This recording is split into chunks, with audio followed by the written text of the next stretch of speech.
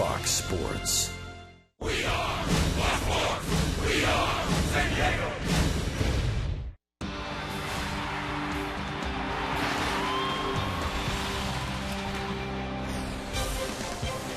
Chase Headley with a run batted in yesterday. He is second in the National League, right behind Ryan Braun. 1 RBI shy of 110 for the season. Matt Kemp had himself a day yesterday.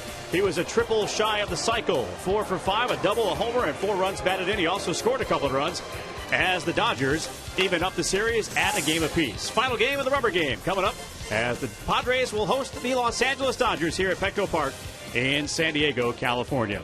As we welcome you into the broadcast booth, Andy Mazer in for Dick Enberg. Tony Gwynn and Mark Grant are alongside as well. When you look at this Padres season so far this year, you can look at a couple of plays. They both came against the Los Angeles Dodgers as a microcosm of this season. Early in April, Bud, it was a crazy triple play at Dodger Stadium. Let's go back to April 15th. A bad day for 2 reasons. First of all, it's tax day. Secondly, nothing is going the Padres' way. Remember this? Guzman's at the plate. A signaled foul ball, but no, now it's fair ball. Dodgers turn a triple play. It was one of those points in time, guys, that it was like, you know what?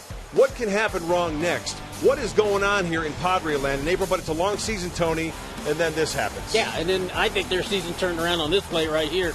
Everett Cabrera stealing home. You see home plate umpire calling him out, turning around, calling the save. Will Venable comes in right behind him. It looked like a sure loss that turned into a win, and from that point on, in the second half, the Padres have played really great baseball. Yeah, of course, that was on July 14th. And the numbers really tell the story. Through July 13th, only 34 and 54, and then 40 and 27 since July 14th. Guys, when I look at this graphic, early in the season, would you guys agree that when something negative happened, or even before something negative happened, people had it in their mind, what's going to happen next? Oh, my gosh, here we go again. And then all of a sudden, that steal of home, the hitting comes around, the pitching comes around. Now, these Padres are expecting, you know what? It's our time. We're going to win ball games. We are going to make things happen, and they're going to be all positive. Absolutely. A big thing, coming to the ballpark expecting to win rather than expecting to lose a ball game. Casey Kelly is going to head to the mound here and try to get the Padres a win in this series. Kelly seeking more Ks as the San Diego Padres look for their first series victory against the Dodgers since September of 2010. Ball game coming up next.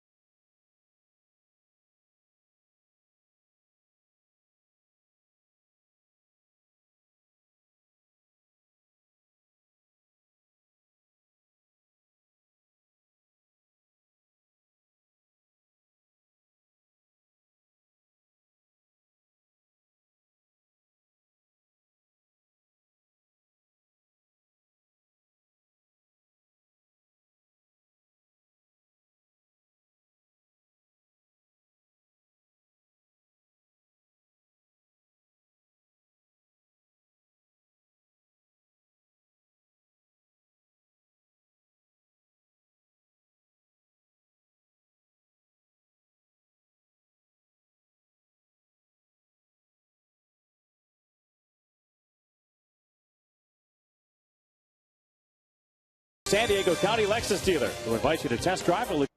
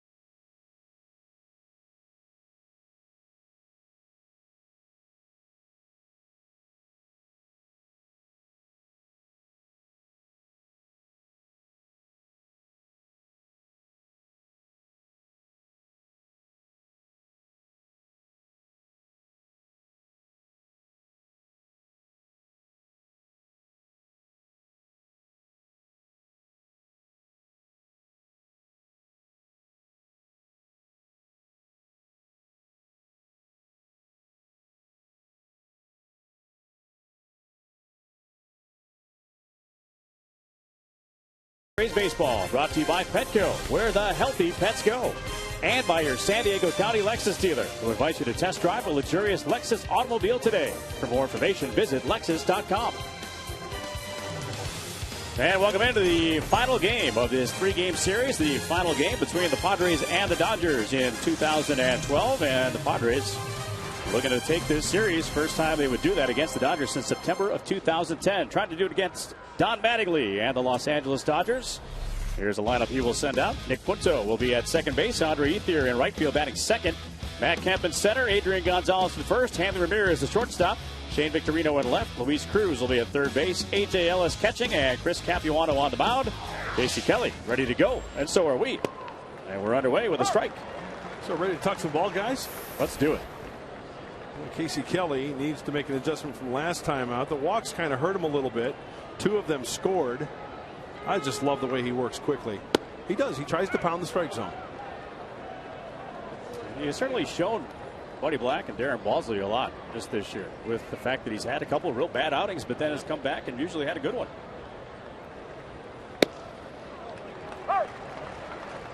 And he's ahead of Punto 1-2. Matt Kemp had himself a game yesterday. Adrian Gonzalez drove in a couple of runs.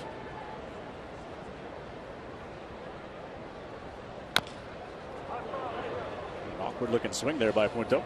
Looks like that ball came up and hit him. Yeah. Kelly had peppered the outside corner with the first pitch and the third pitch.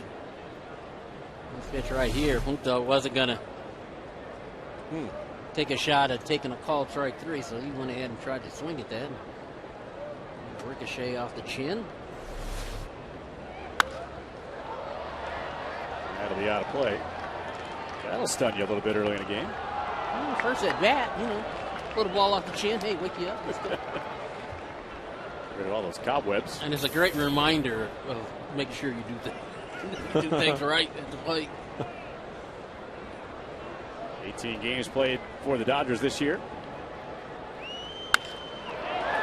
And Maybin coming in, has to play that one on a bounce. Lucky that it came up the way it did, or that ball was going to get all the way by him. And Jesus Guzman would have been pressing the surface to try to track that ball down. So Punto with a single. Well, what is it with Nick Punto? 4 runs scored last night, 3 hits. He just takes this ball the opposite way. Good effort. Cameron Maybin goes a straight line rather than coming straight in. And luckily, like you said, Andy, that ball stays in his glove rather than getting by him. Yeah, short stroke by Punto. That's what he's done the last 2 games, which is why he finds himself in the lineup again today after 4 runs yesterday. So Andre Ethier, who before the game was actually in the number 6 spot in the batting order, but last second change has catapulted him to number 2 in the order. Another solid season for Ethier. 19 homers, 86 runs batted in. That guy right there, Don Manning, looking for some offense. He got that yesterday with 8 runs.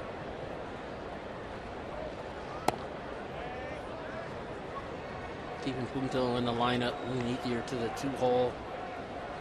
See Mickey Hatcher. Going the other side of town after getting let go by the Halos.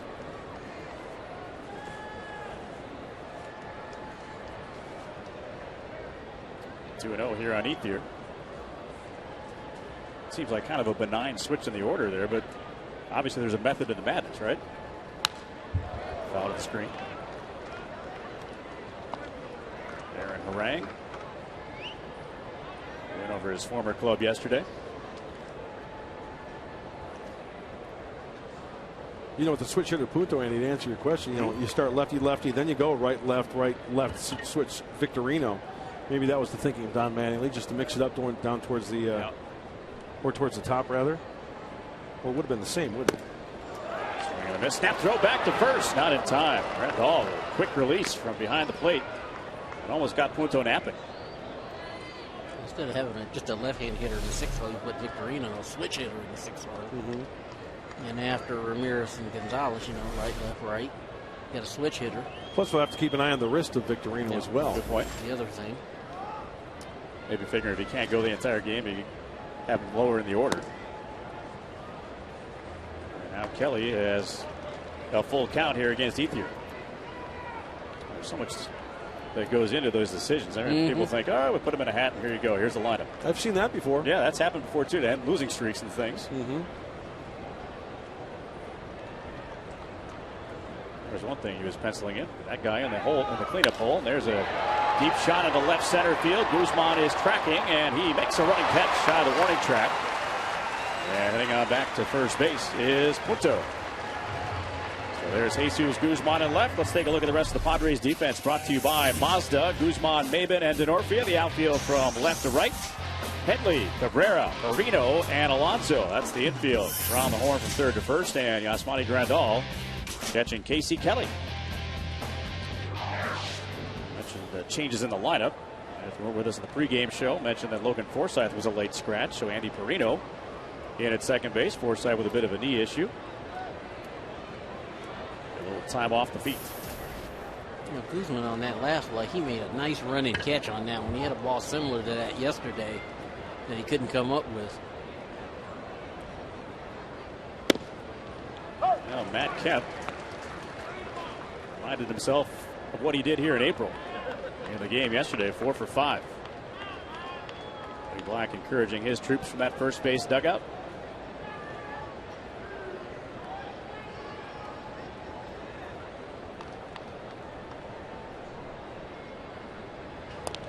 Yeah, they're paying attention to Punto at first base.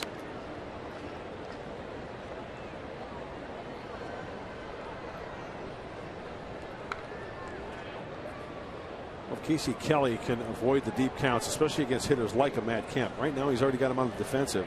Keep it down and away. Give him right field. That could be two. Slowly rolled. Cabrera is second for one, and no return throw as Punto sliding between the legs there of Andy Perino, kind of upsetting the return throw. So they get the lead man, and now 2 away. Just wasn't hit hard enough. Cabrera comes in and gets this ball, but by the time he gets to Perino, Punto's right on him. And that's one of those plays where you decide, okay, hey, I might take a shot at turning the double play, but I might throw it away here. Let me just take the out, keep Kemp at first base, keep the force play in order, and take a shot at trying to get another ground ball. A couple of things there. Casey Kelly making a good quality pitch with that breaking ball, and also good hard old-fashioned slide into second base by Punto.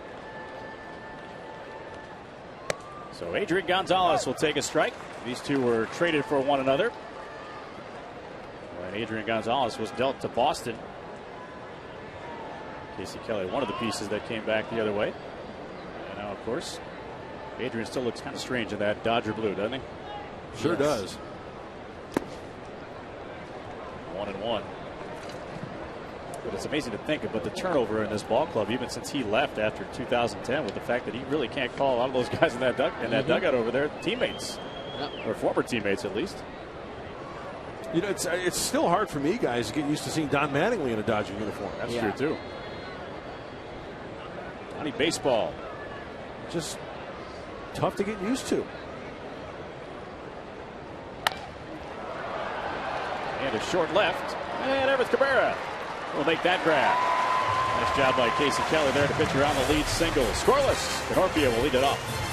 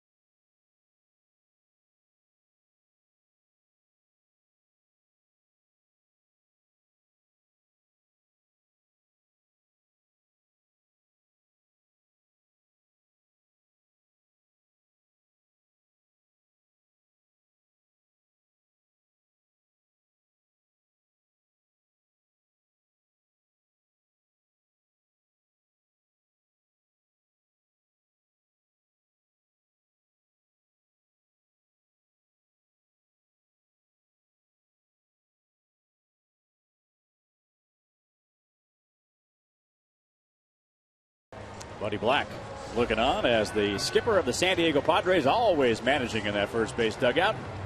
And here is his lineup.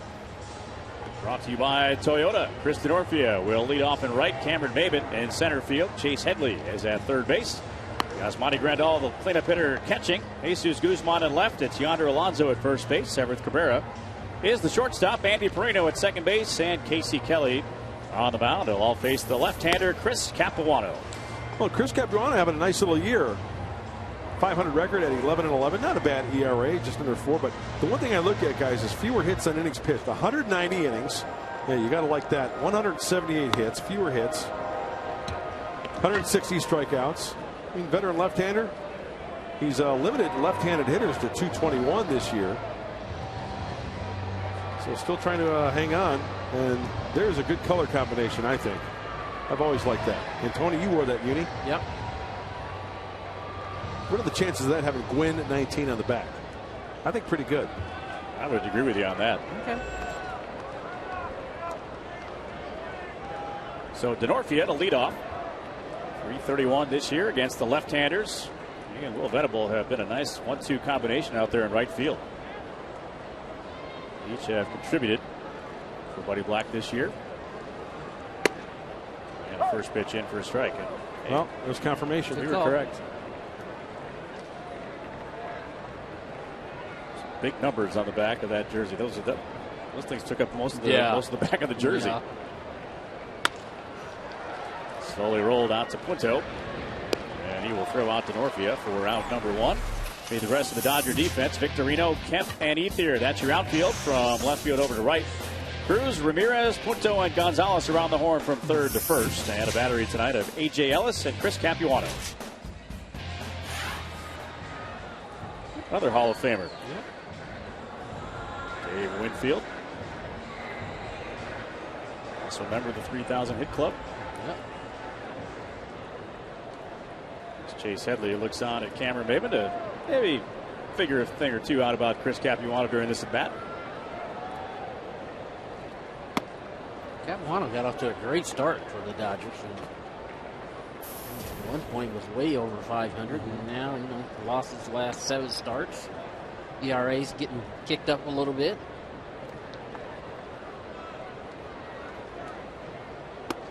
A little bit late. Yeah, those last 7 starts, Tony, an ERA over 6 at 6.13 for Capuano.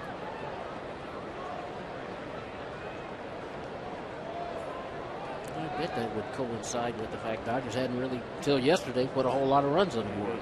They've struggled a little bit offensively. Yeah, swinging and missing. 88 on the fastball. Now, he can be a little sneaky fast as well, guys. He's got that arm action that's got a little deception. Somewhat of a short armor. Fastball, change, curve, and a slider. He's going to average about 88. Howdy, Tex. 88 on the fastball. Change up, curve, slider.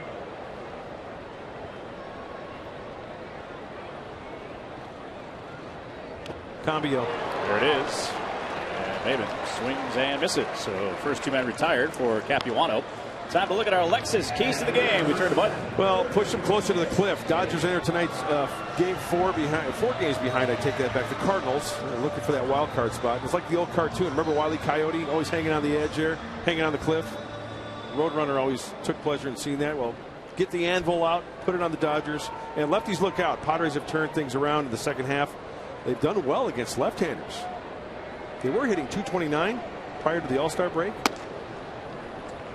but 290 after the break. So that's a good sign for the Padres tonight. So you're saying they have those Acme bats out now. Yeah, huh? there you go. Yeah. That was a great company. Oh. They made everything. Yes, they did. Yeah. Anvils, rockets. That hit the bag. And pops up to Cruz and will not be able to get Headley. Well, that's literally a base hit. Yeah. Nice. The other thing is, luckily for the Dodgers, that ball doesn't hit the bag. That's going to be a double. See Cruz ready to give up on that ball. Instead, it hits the bag and goes straight up in the air. And, luckily, it's not 2 instead of just being a single. That's something you don't see every day. Not at all. Cruz is probably saying, do that again. I dare you. So here's Yasmani Grandal. So he faced Capuano one time. Headley will draw a throw. Buddy Black was talking about Chase Headley today before the game, and we're all marveling at his offensive numbers. Buddy is really impressed with the fact that he is out there every day. Durable guy. You got to want to be out there every day. Way out in front of that changeup. You know, that's the mentality. Well, I should say the mentality of players like Chase Headley and, let's say, you know, Cal Ripken, of course. We go back even to Lou Gehrig. They would say, hey, you know what? My off days are the scheduled off days. Right. Is that the way you were team? Yeah, you want to play because you get in a rhythm, and you get in that rhythm. And the rhythm is going to get you. And yeah, it's going to get you, especially on off days. That's why you want to play. There goes Headley. And Ellis is throwing will not be in time. Stolen base for Chase Headley. It is his 15th of the year. That's the other thing about Chase Headley is that I don't really look at him as a base stealer, but he can steal bases. He's a very complete player. Capuano, not exactly a guy you can steal a base off of. Well, active pitchers with at least 800 innings. He has allowed the fewest stolen bases. Coming into this year with only 23 allowed. Yeah, and with the left-hander on the mound, we've seen many games and base runners where as soon as that left hand, it's a gamble. Take a shot. As soon as that leg is lifted, you are off and going. If you wait till he commits to home plate, it's way too late. So he guessed right on that one. Now he's in scoring position. But you know what, though? Sometimes when a guy like Capuano's got a really good pickoff move, really good at holding runners, you don't give a base runner sometimes enough credit. We always assume it's the first move. Right. You know, I can guarantee you that Dave Roberts and Rich Renteria, they look at those videos every day, and, you know, maybe they picked up something. Sure. Maybe he shows you the bottom of his shoe when he goes home. And it's amazing, as you know, picking things up on video if you watch enough. Yeah. You can certainly pick those things up. And it's crazy to think, if you're the runner at first, sometimes just seeing the bottom of his cleat let you know he's going home. And a swing and a miss. And Grandal down on strikes. Padres leave a man at second, scoreless.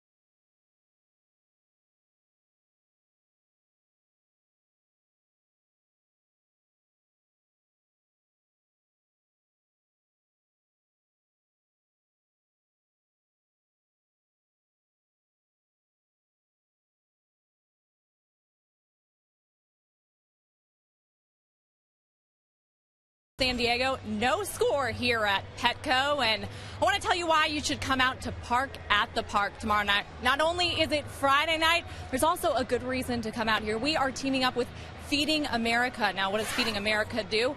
Well, it helps more than 20 million people eat here in Southern California. And why should you come out? Well, if you donate $15 when you come to the ball game, you get a t-shirt, water bottle, bag, wristband, and You can visit our Fox Sports San Diego girls. You can either make a donation online before you come, or you can just come to the game and donate those $15. And why wouldn't you want to hang out at the park? I'm going to stay here all game. What do you guys think? Yeah, it's not a bad idea. It's a good view. Got that little hill you can roll down too, if you get bored, I want to watch a game out there one time. Hey, back in the day, you get a hill like that, all you need is a cardboard box. You're right. Or a lunch tray. Yeah, no video games. No. No Twitter. No Facebook.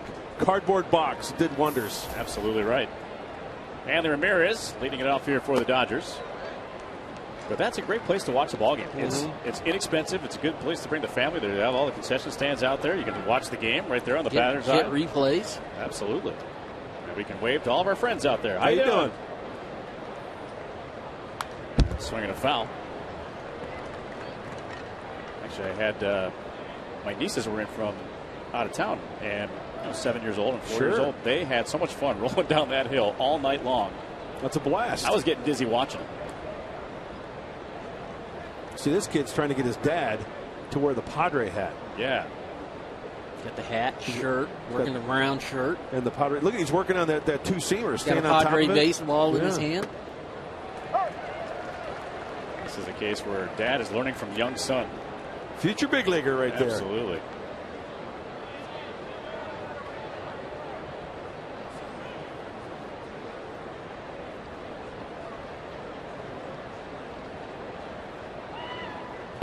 And he got him. Gets him on the curveball. And one away here in the Dodgers' second inning. Well, good breaking ball right here from Casey Kelly to avoid deep counts. Ramirez on the defensive and perfectly placed right on that outside corner. And the first strikeout of the night for Casey Kelly. Sends Ramirez back to the dugout. And Shane Victorino will come up.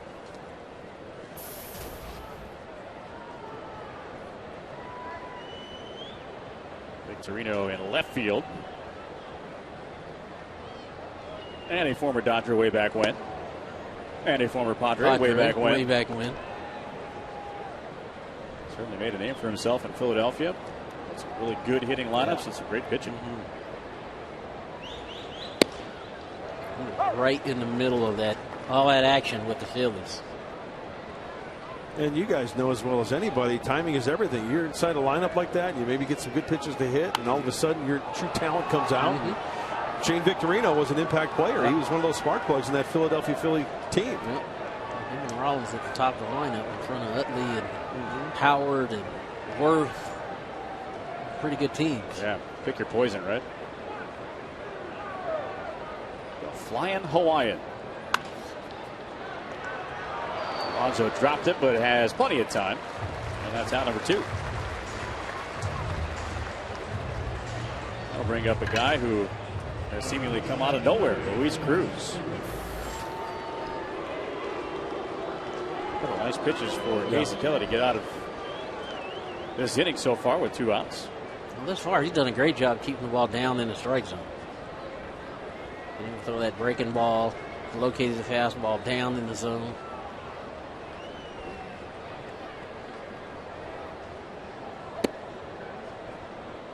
The velocity's there, 92, 93. That's been the key ingredient, hasn't it? There was one or two starts there where the velocity was down a little bit. Deep drive down the left field line, and that ball is going to bang off the wall. One hop. Guzman will field it on the track. And Cruz just continues to hit. He has himself a 2-out double.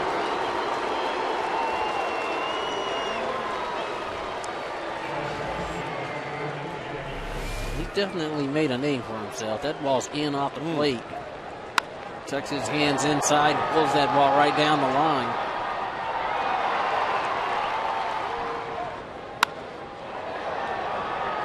He's got some big hits for the Dodgers and definitely has been a factor here coming down the stretch. 20 doubles already. And I'm sure that next time up, if Casey Kelly is facing Cruz, he'll remember if he's going to throw that fastball, and you got to get it way in. And a first pitch strike to A.J. Ellis. Dodgers were 5 for 15 yesterday with runners in scoring position. Had a good time scoring 8 runs. Evening up this series at a game apiece. Final game between these two clubs this year.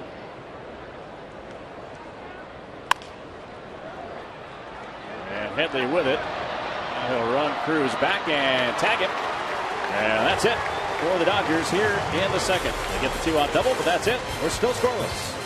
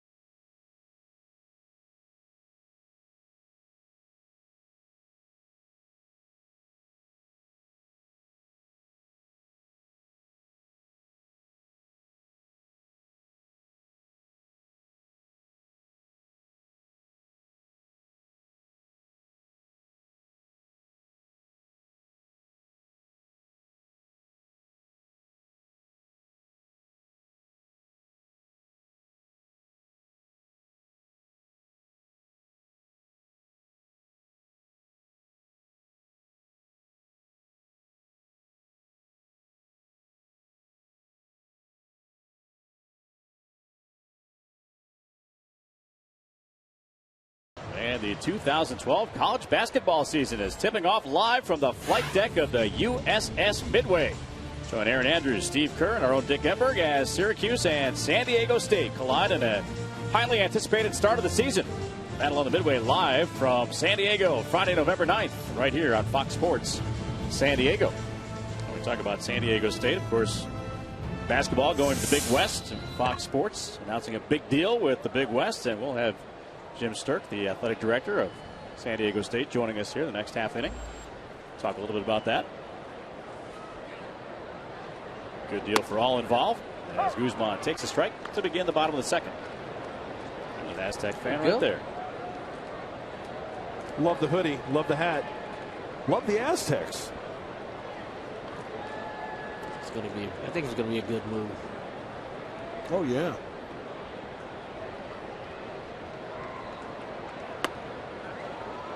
Working that outside portion and missing that time with a change. Does something like that, Tony, help recruiting as far as baseball? For baseball, absolutely. Yeah. You know, the teams in the Big West, Fullerton, Irvine, Long Beach State, Cal Poly, I mean, all these are schools that get to the regional seems like every year. So, yeah, no question. Gets the benefit of the high strike. 1-2. There's another former Aztec. Wow, that towel's got to be from, well, 40 years. 40th anniversary was that 2009? 2009, right? Still in good shape. There's been a whole bunch of them like that. That's a great chant, by the way, the Beat LA. Everybody gets into that. It's a big deal here.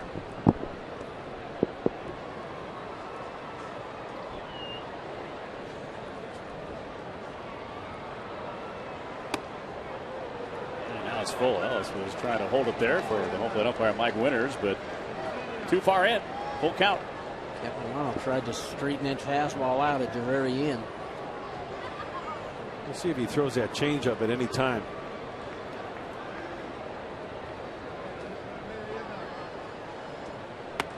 And he misses. There it was. And a leadoff walk. And that'll bring up Yonder Alonso. The Aztec band, pep band, put on the national anthem before the game today. Nicely done. Get to sit back and enjoy a game now. Yeah. They did a great job. They have a lot of fun too. They do. They practice right outside the baseball stadium Monday, Wednesday, and Friday, so we get to hear them on a regular basis.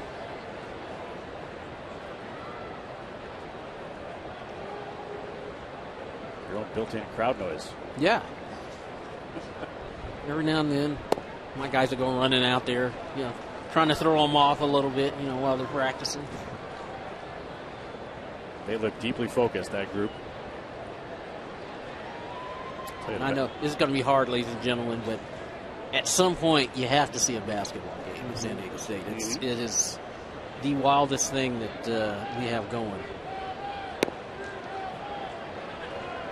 Those guys from the show up on the front row there, unbelievable. Big posters, and they're unbelievable.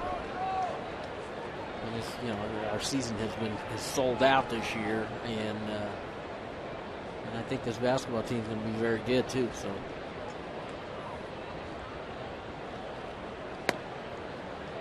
Strike. There should be some good basketball on both sides of the city. Yeah. Hey, 1 year at band camp.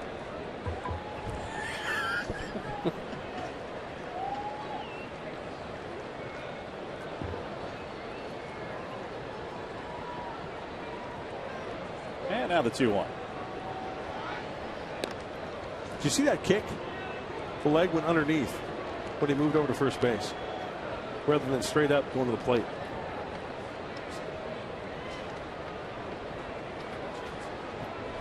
Watch his leg, kick leg. Kicks it right underneath. See that? And I'm wondering if he goes to the plate, if he uses the same type of kick. Go. See, he kind of went straight up a little bit more. So he is varying his leg kick, it looks like. Most good left-handers, that's what they do. They give you a different look. Sometimes they'll look right at you and throw it to first. Sometimes they'll look home and throw it to first. You saw the leg kick. We'll have to key on that. The next pitch towards home plate, where that foot is. Yep, he went directly underneath. So almost kind of like kick-starting a motorcycle. Yeah. So now 3-1. Already with a lead walk. Not a guy that actually walks a lot of guys. What that tells you is that locating that off-speed stuff like he did earlier in the year. Into right, base hit. Guzman will turn second on his way to third. And Glenn Hoffman will hold him right there on a double by Yonder Alonso. Second and third with nobody out. 3-1. Yonder Alonso got a fastball here. He was right on it. He did not miss it. Elevated inside part of the plate. Nice short stroke. And luckily for Ethier, this ball hits the corner of the wall. It doesn't go in that corner down there because that would have scored a run. Luckily, he gets a ricochet here off the corner of the outfield wall. He's able to get it back in and keep Guzman at third. Alonso did not miss that pitch. It's Capuano who missed big time. He wanted that down and away. If you saw Ellis there behind home plate, he had that glove down and away, wanted it down and away, and it just leaked up middle in. Nice job turning on that fastball. As you saw, double number 36 on the year for Alonso.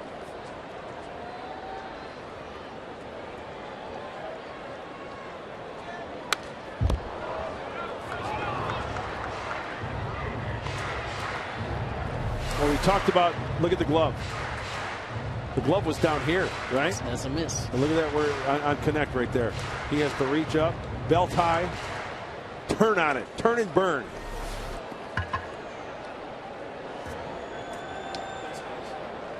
Alonso with a mini 5-game hitting streak now. Still leading all major league rookies with those 36 doubles. Great chance for the Padres to get on the board first.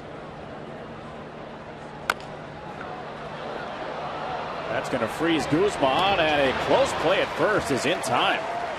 That's a heck of a play by Luis Cruz to get the speedy Everett Cabrera.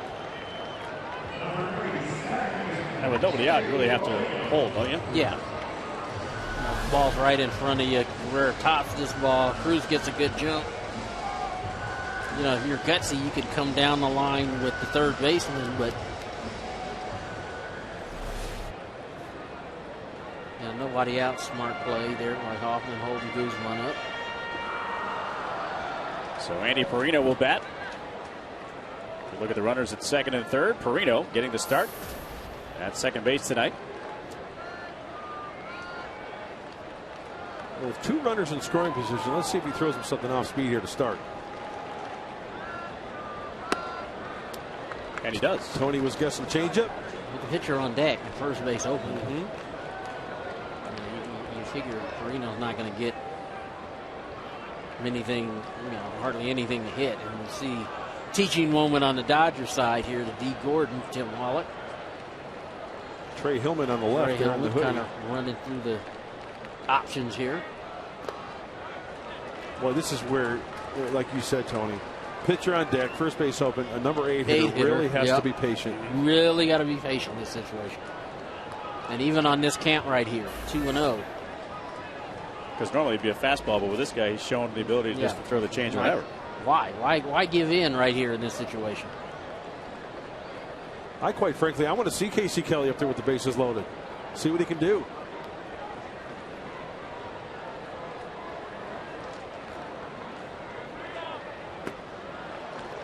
He almost handcuffed Ellis there behind home plate.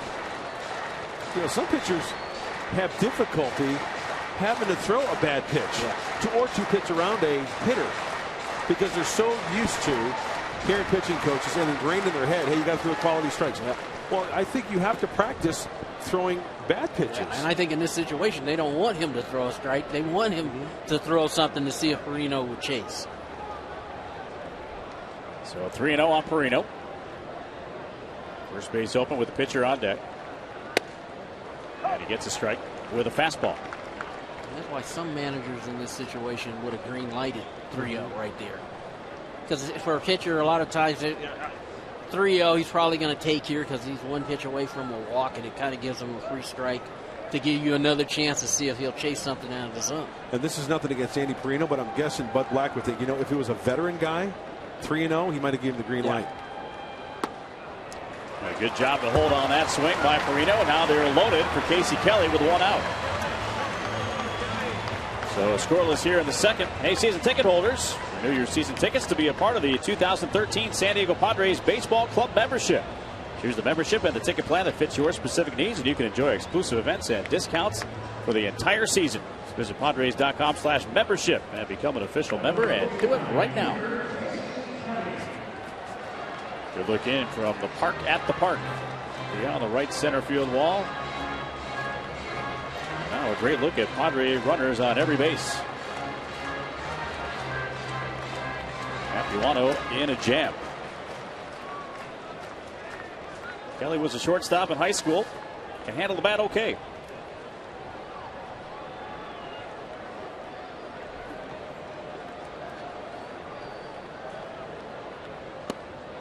He goes up there hacking. Guzman at third. Alonso at second.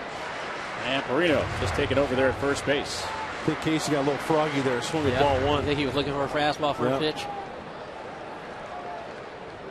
The base is loaded, 1 out. He's got to come to you. You don't have to expand the strike zone. He can't walk you, so eventually you're going to get something to hit. And again, a swing, and that time the changeup. Capuano probably figuring, all right, I got away with a fastball low. Why go with anything other than the bread and butter? I was just talking to my team about this today.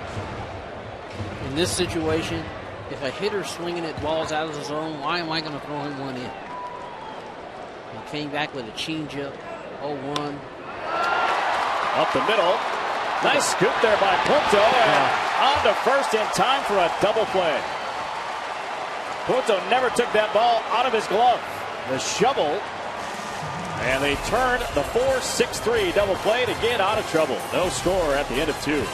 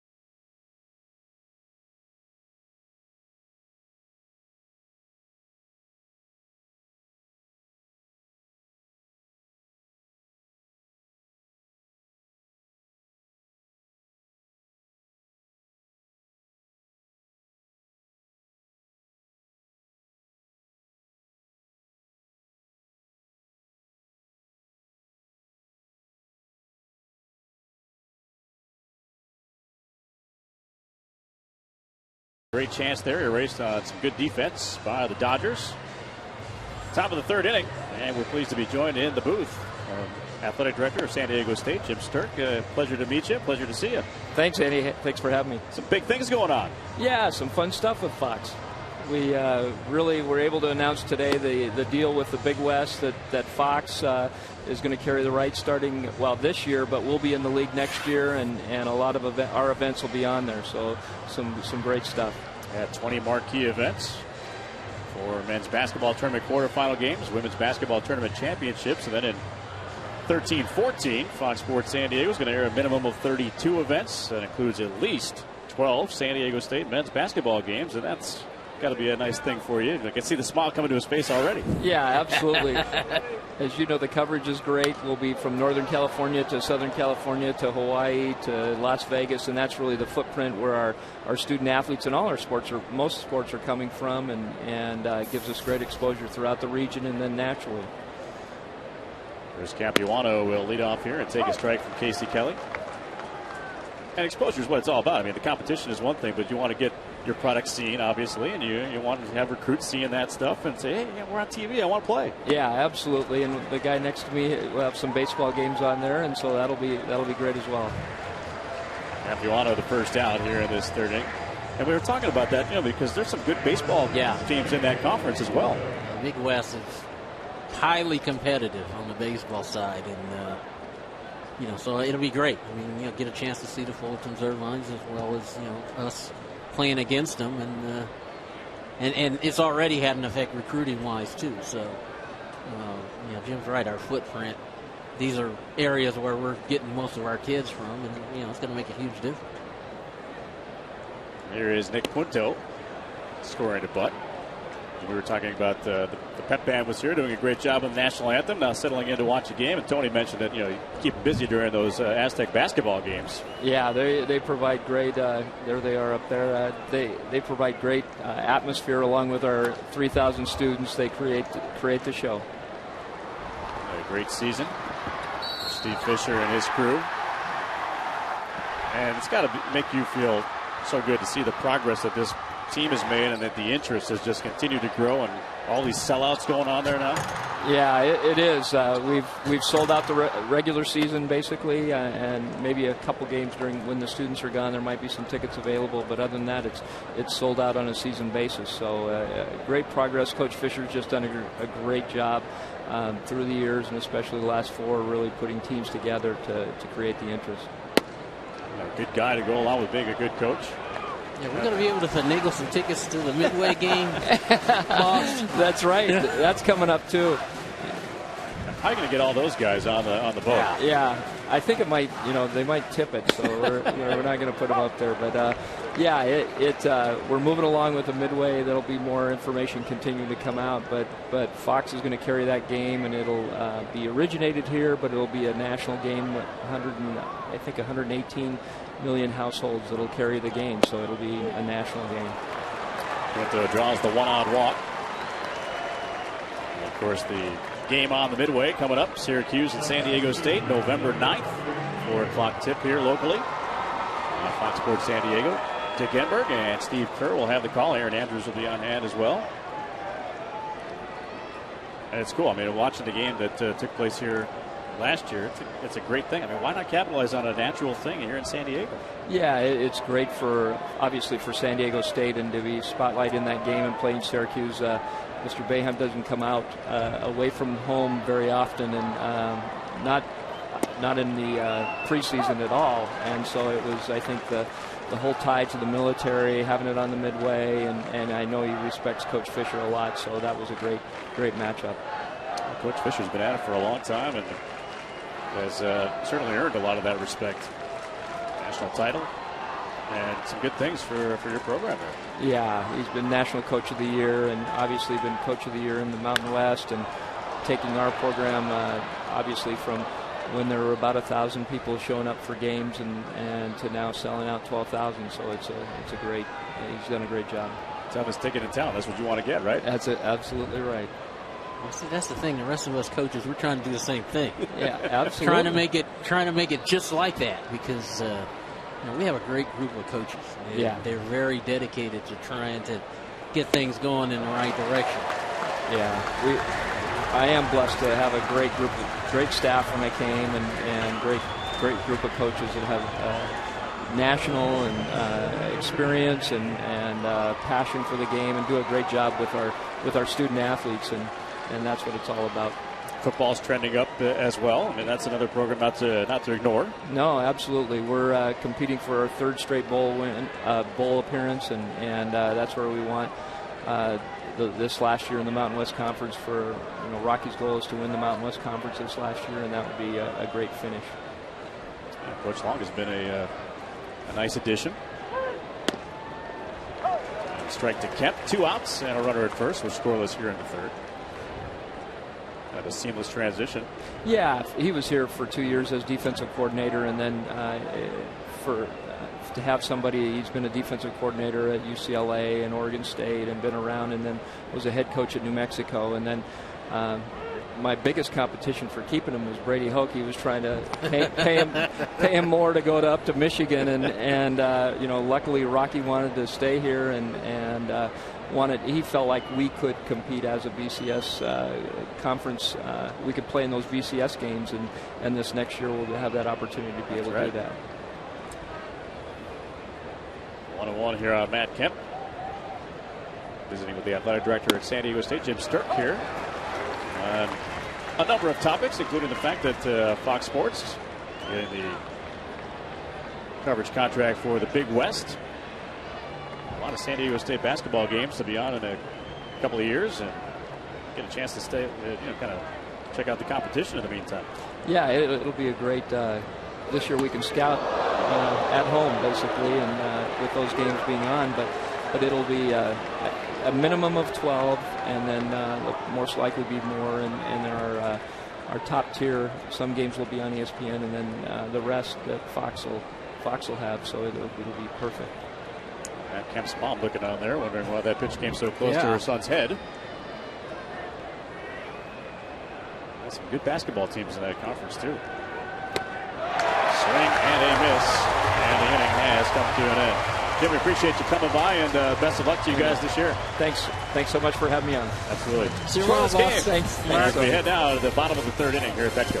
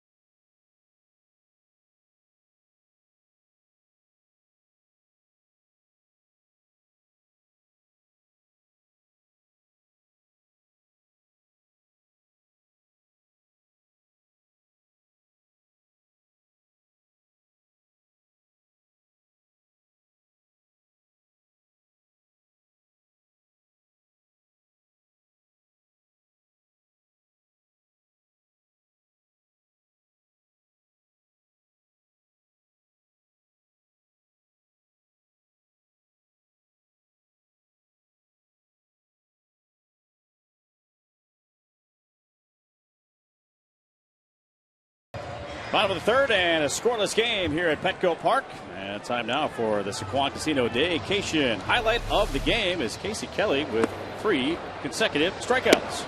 Well, he's got the hook working tonight, guys. Matt Kemp to end the inning. Andre Ethier, his 3rd strikeout. Uno, dos, adios. 3 pitches to get Andre Ethier. He's got it working tonight. So Kristen Orphea will lead off for the Padres here in the third. Bounce to second base his first time up.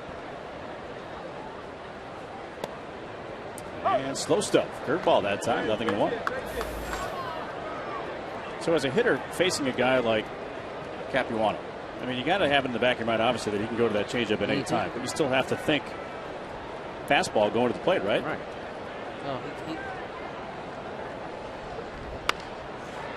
Slowly rolled to short. It almost took too much time there. Dorofia retired by a step. 1 away. The game plan against a guy like Capuano is, can he throw his fastball by? If he can, then you have to honor that. If he can't, then you know that you can still fight his fastball off the other way. So that's going to help you stay on the off-speed stuff, the breaking ball, the changeup. And in today's game where, you get majority of guys throwing 94, 95 miles an hour, Capuano's going to take a little bit more discipline because you're going to have to wait to hit something. Chances are. So. Swing and a miss on that changeup.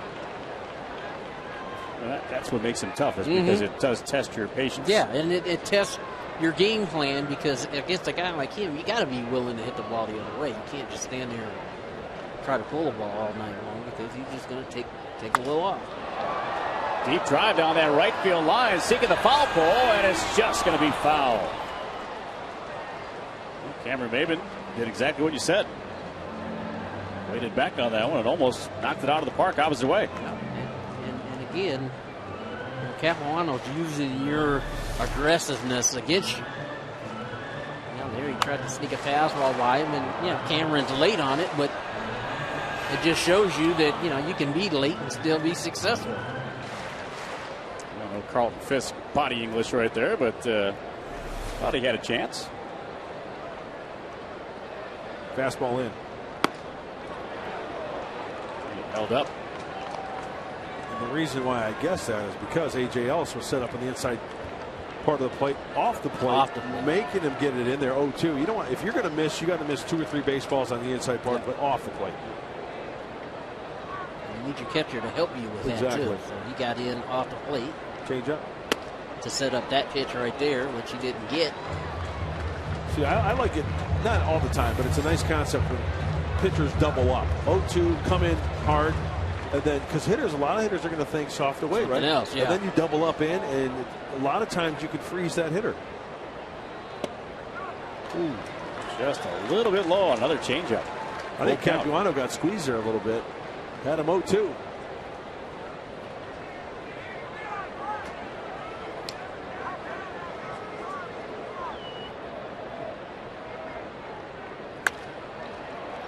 Shot to third. Cruz will throw out Cameron Maben. 2 ground ball outs here in the third. Time now to check out the San Diego County Credit Union factoid of the game, as Chase Headley will come to the plate. A list of the most runs batted in against the Dodgers in a single season since 1969. Chase Headley and Troy Tulowitzki. Headley, of course, this year with 20. 3 behind the overall all-time leader, Todd Helton of the Rockies, with 23.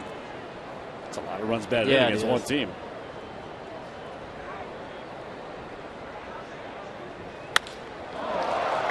Diving stop by Punto. And a backhand picks that line drive away, and a base hit away from Chase Headley. Good anticipation.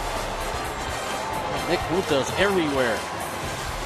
Chris Capuano, a big fan as well. We're scoreless after 3.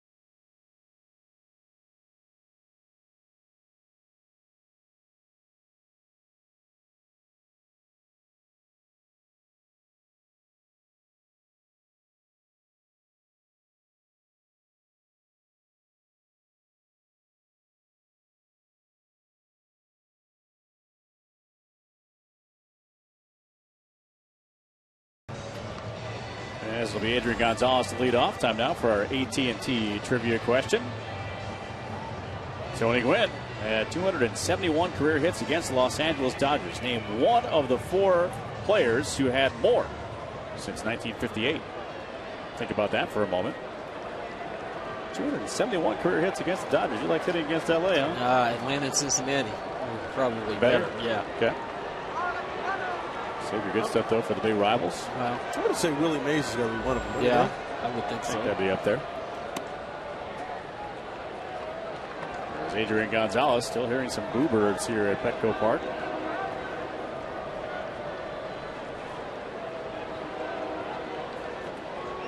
And time is called. The advertising sign out on the batter's eye has not changed back to the solid color. Yeah. So they are.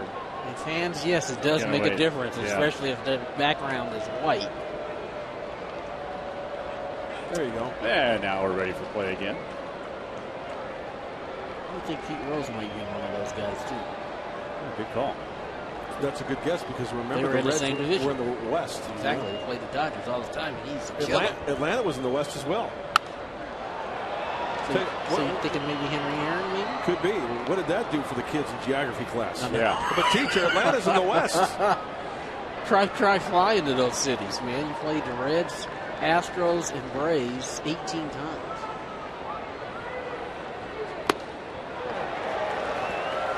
Wrestled up on that fastball against Adrian Gonzalez, and the count 1-2.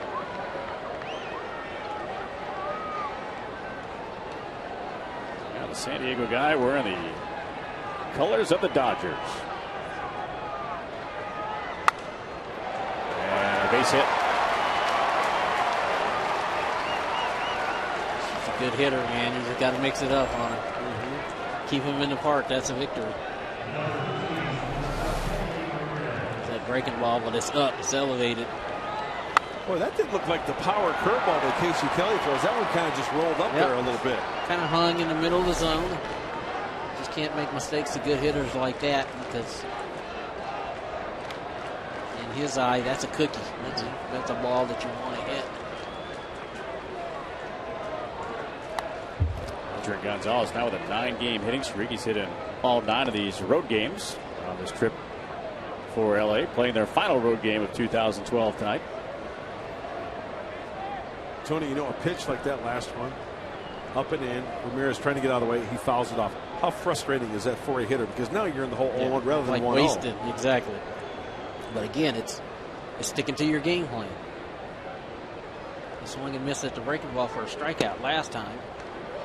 And now, you know, you check off, you foul off one on a ball, and really that could have been strike 2 right there. And now you're down in the count again, 0-2. So you just got to stick to your game plan. I've always said, hey, you got to be willing to hit the ball the other way at this level, just because they are not going to come in. And that's a mistake right there. And I think anybody who's watched a little bit of baseball knows you don't want to hang something in the middle of the plate to a guy who can hit the ball out of the ballpark.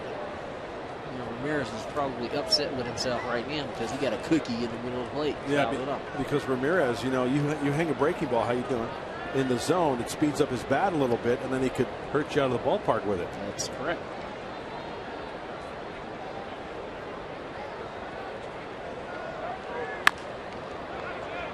And a foul ball off the bat of Ramirez. It's such an interesting concept, too, just to kind of think about that, speeding up a guy's bat. Trying to be quick to the ball. Yeah. Well, pitchers pay attention too. They're looking to see how hitters attack different pitches.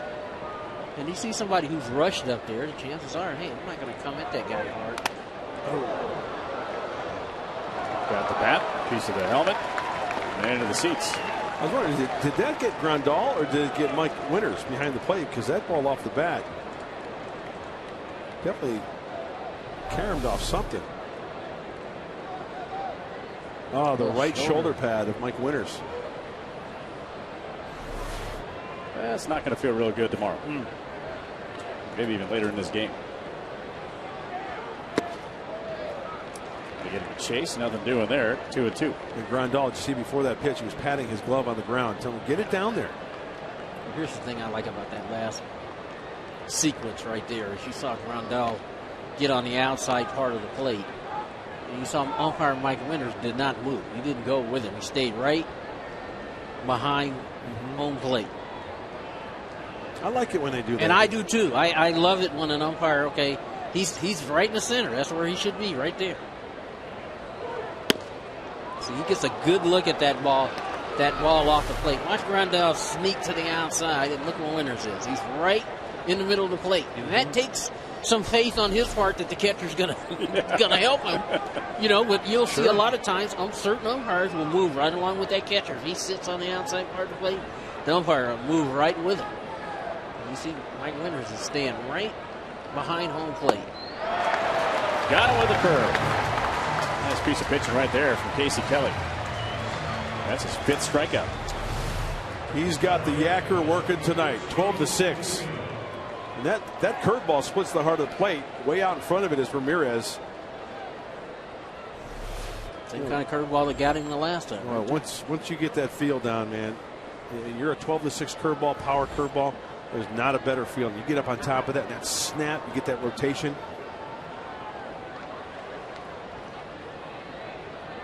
So here is Victorino. Good movement. Two-seamer. And the other problem I had with that overhand breaking ball is you got to be, you got to locate it. It's got to be, you don't want to hang that. And the 12-6 curveball sometimes has a tendency to, you make a mistake with it, it's up. So they're blocked there by Grandal. Clayton Kershaw on the left. Josh Beckett on the right. There's a couple of guys with pretty good breaking balls. Pretty good credentials, too. Yeah. Kershaw 12-6. Boy, Clayton Kershaw, brother Jedediah, just got done throwing up a barn, looks like. That's his horse and buggy parked out back.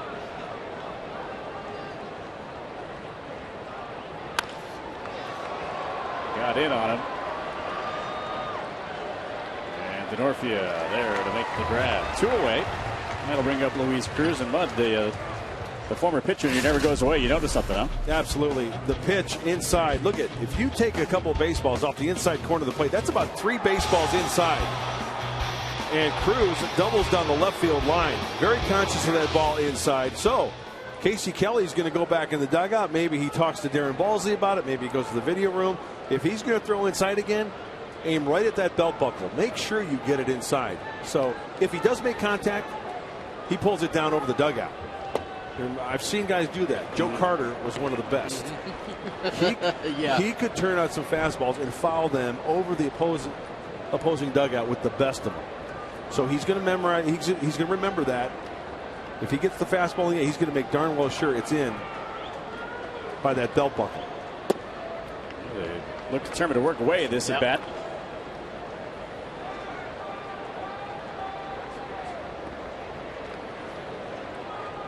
Tony, you always talk about getting that front foot down. He starts with an open stance, squares up. Very key for him to get that front foot down. Get it down. It does go the other way with that one and out of play. Kelly's keeping that ball away from him. He's not even messing around with the inner half of the plate. Well, that glove looks like 14, man. I think that one's a little illegal. That's a softball glove. Yeah. For catching bowling balls. Maybe he got it from Brett Butler. Great location. Casey Kelly really has a good idea of pounding the strike zone down and away. He's going to realize that, I'm going to have a lot of success throwing that fastball down and away. Cruz's open stance.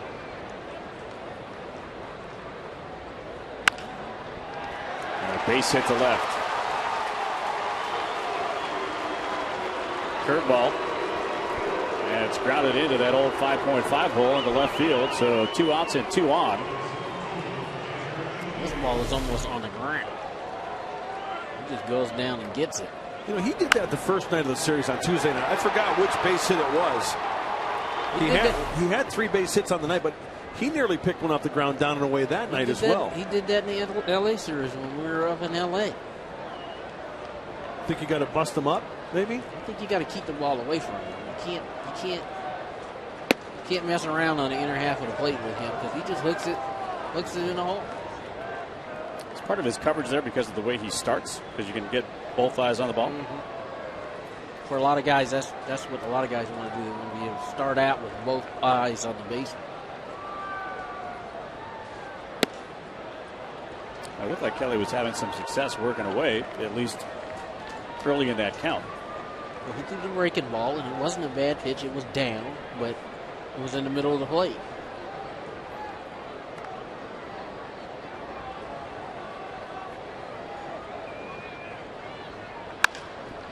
And there's a base hit to left field. Guzman will charge. Wallach will send the runner, and he will come in and score. Adrian Gonzalez, and it's 1-0 LA.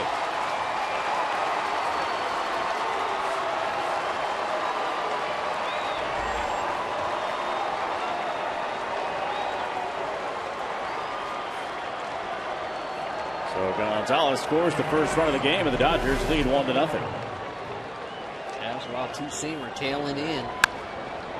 Ellis hits it in the hole between short and third. Adrian Gonzalez not the fastest guy, but they had no chance throwing him out. And the Dodgers are on the board. Can't get frustrated as a pitcher. Casey Kelly has got some ground balls this inning. They just happen to find some holes. Got to stick to your game plan and work for those grounders. Up to 2 strikes. Then if you get to 2 strikes, maybe flip the hammer up there, you get a strikeout.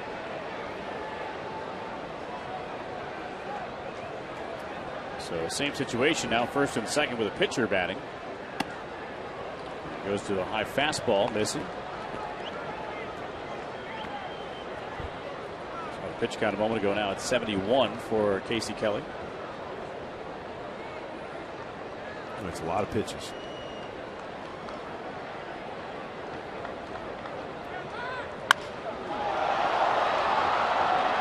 Guzman will drift back and make the grab, and that'll do it for the Dodgers. They do get a run, 3 hits, and lead 1-0.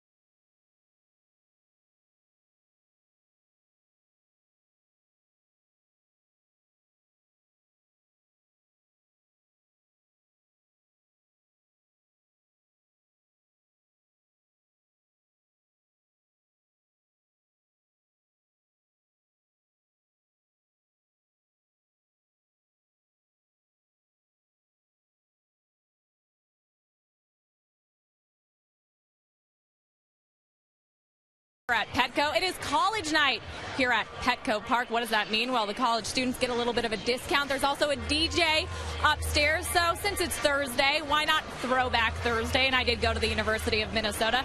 So I thought I'd give a little shout out to a college name you might know. Dave Winfield played here for the Padres for 7 years. Hall of Famer. Tony, I know you'll like this. He also had 154 home runs. Now, who's ahead of him? The guy you just saw score, Adrian Gonzalez, with 161 homers as a Padre. Tony, who's your favorite Gopher? We got Paul Molitor, we have Jack Hanahan, Dave Winfield, Glenn Perkins, Cole DeVries. Who are you going to take? Mark Marilla.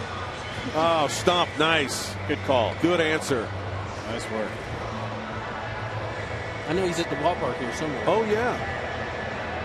Scouting for the Padres. Scouting, yeah. Stump's a good man. Always good to see him.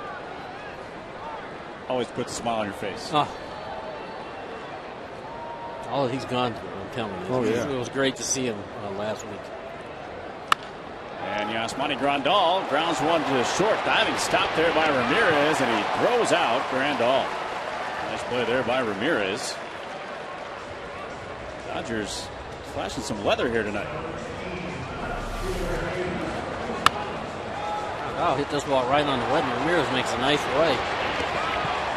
And again, remember, Ramirez started the year at third base with the Marlins, with Miami. Gets traded to L.A. and starts there as a third baseman, but then, they wanted to get him back to shortstop. Because Cruz was playing short. Now, they flip-flop. Here is Guzman. Trying to walk his first time up. I'm wondering if these Padre hitters, you get to the second, third time around, possibly with Capuano, you sit something outer half off speed and try to drive it that way. I mean, a lot of the pitches are off speed, down and away.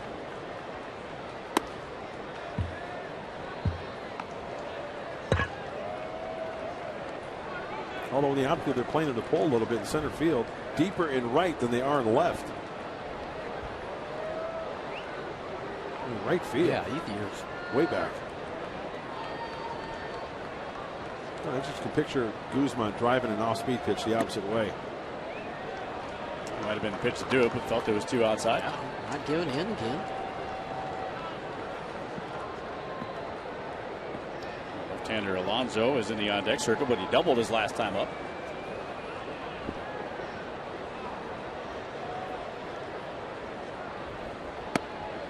At the inside corner, and 3-1. You mentioned Yonder Alonso. 1-for-1 after that double. His 36th double of 2012. He's going to get a whole lot more, too, before his career is over.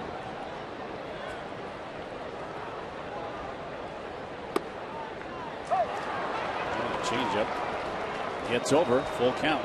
We talk about pitching backwards. 3-1 fastball count. He pulls the string on the changeup. Just like hitting, there's 100,000 different ways to get it done. Came in on that side with a fastball. And it seems to be the veteran guys that have had to kind of reinvent themselves at times to pitch backwards. You don't see too many young guys doing that. Well, Capuano's had a couple of Tommy John surgeries, and I think the more you pitch, the more you learn that it's really about location. It's about putting the ball in a good spot. And sometimes slower is better. We always talk about young pitchers when they get into problems, but you can speak to this as well. But when a young guy gets into trouble, the tendency is to try to throw harder, and the ball flattens out, right? Absolutely. And I was taught a long time ago by the late Bob Miller, who was a good pitcher in the big leagues for a long, long time. He told me one time in Double-A, hey, rather than trying to throw through a brick wall, try a little easier, because hitters hate it when it's below the hitting speed. Yeah. They're geared from what, Tony? Like 87 to 90, 91, right? Well, now it's today's game. On a line to left, and Victorino is there to reach up to make that catch for the second out. So 2 away. Yonder Alonso will come up. Let's answer our AT&T trivia question. Posed it to you moments ago. Tony Gwynn had 271 career hits against the Dodgers. Named one of the 4 players who had more since 1958. We were on a good roll there. Pete Rose, number 1. Wow, look at those names. 391, Aaron. 338, Clemente. 335. That's a pretty impressive list to be a part of. Tony, that's awesome, dude. How about this? Alonso lays down a bunt. He's going to beat it out. I've got to imagine that is probably his first career bunt single, maybe even through the minors. Hey, remember Adrian Gonzalez used to do that every once in a while. They would put the shift on him. Look at him go. Yonder almost didn't get out of the box on that one. Hey, if they're going to give it to you, take it. Sure, Adrian. They're giving him a little bit from the dugout. Adrian saying, yeah, I remember mine. All right, you got your one, kid. Yeah, they would play that shift on him, and Adrian would try to sneak one down that third base line for a base knock.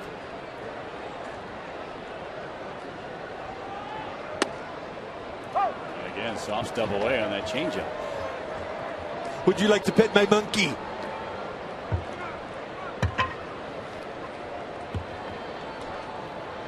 Look at that thing. Oh my gosh. That monkey's a movie star, you know. Yeah. And a Hangover 2. Hangover 2, really? Yeah. I know they're coming out with a 3. Oh, no.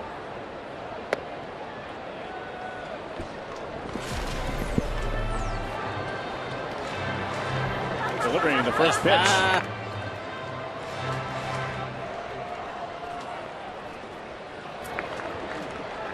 Yeah, high five, take a bow.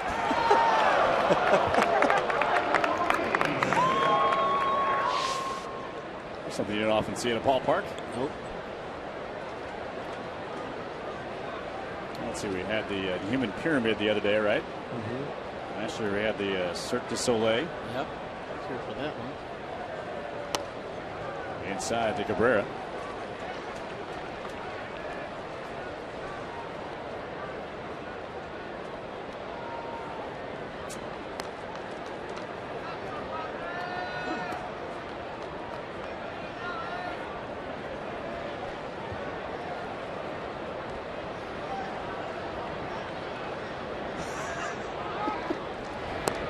What kind of a conversation do you have with a monkey? I was just going to think, what could you possibly be saying?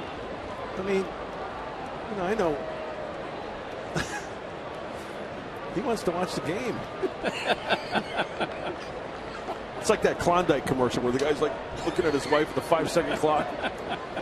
Do I have to? 2-2 on Cabrera. Taking it all in. Wow, that's awesome. Dressed in a Padres jersey. That's great. He's ready for his close-up.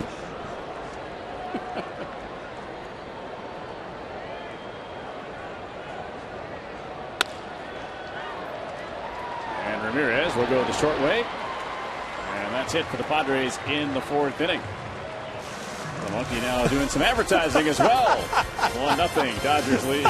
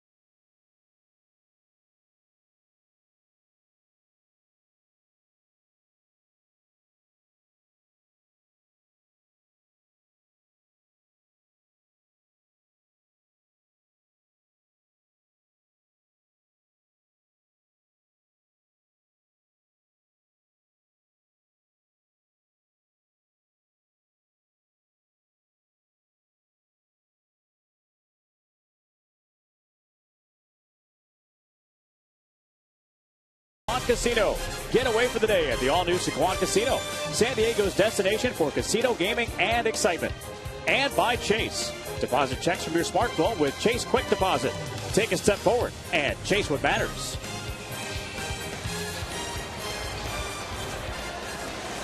It is 1-0 in favor of the Dodgers.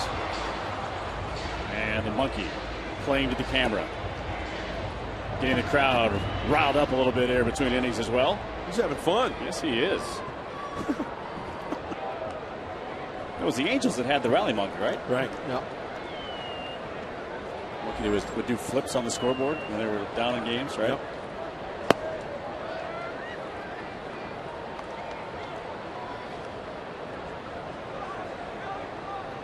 As Nick Punto will lead off. Single and a walk. And a great defensive play against Chase Headley to end the third. Kelly gets him to swing through that pitch. Change up low. Not a whole bunch of offense in this ballgame. No, not a lot. I don't think it has anything to do with the fact they're playing a night game as opposed to a day game yesterday. It's just a couple of good pitchers working after each other. Going about it two different ways. Kelly's been two-seaming the fastball, throwing an overhand breaking ball. Capuano swatting the fastball, mixing in his changeup and his breaking ball. Padres had second and third, nobody out, couldn't get a run in. Dodgers cashed in their one opportunity.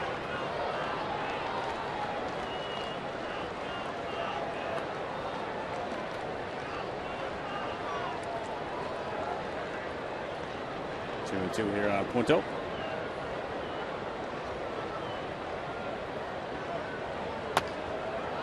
Just did get a piece of that one. He's already bounced the ball off his face earlier. I think that one might have got him on the knee or the shin. Yeah, first one he got right in the mouth or the chin area.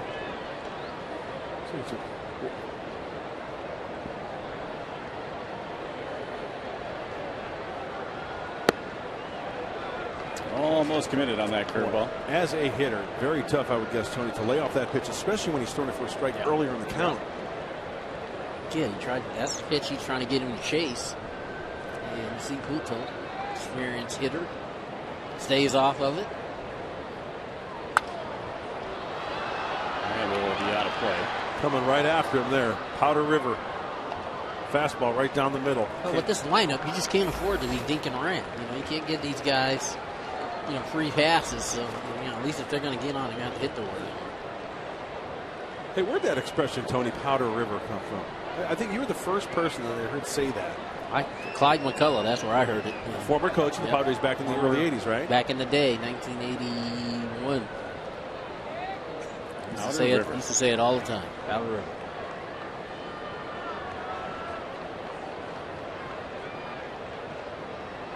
Full count pitch. Got him. That two-seamer came back. Good little two-seamer right there. He's got the four-seam fastball. He's got the curveball. And as you guys just mentioned, the two-seamer that actually kind of straightens up Punto a little bit. Doesn't even straighten him up as he goes to the two-seam grip. But the back end goes towards the Padre dugout. And it comes right back on the inside part of the plate for a called strike three. He knew it. Mm-hmm.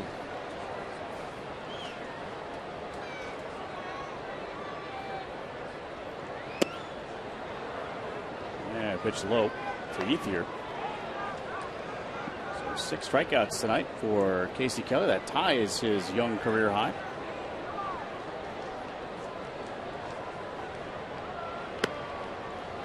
He gets the outside corner with a curve. Those K's all nice and lit up right down the right field line, just beyond the foul pole. And for a good cause as well, striking out cancer. Good changeup. Boy, that, Casey Kelly already has quality pitches. But when he starts throwing that changeup like that for strikes, he's going to be nasty.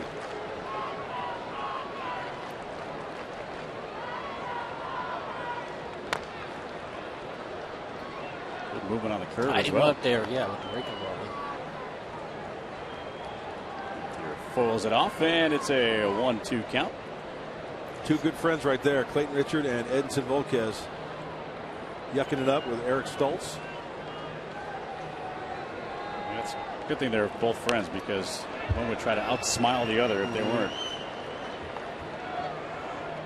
Remember that golf tournament we had in Seattle earlier in the year? Mm-hmm. I was in the foursome with Clayton and Edinson. I'll tell you what, you talk about a great friendship and two great kids. Great admiration for one another.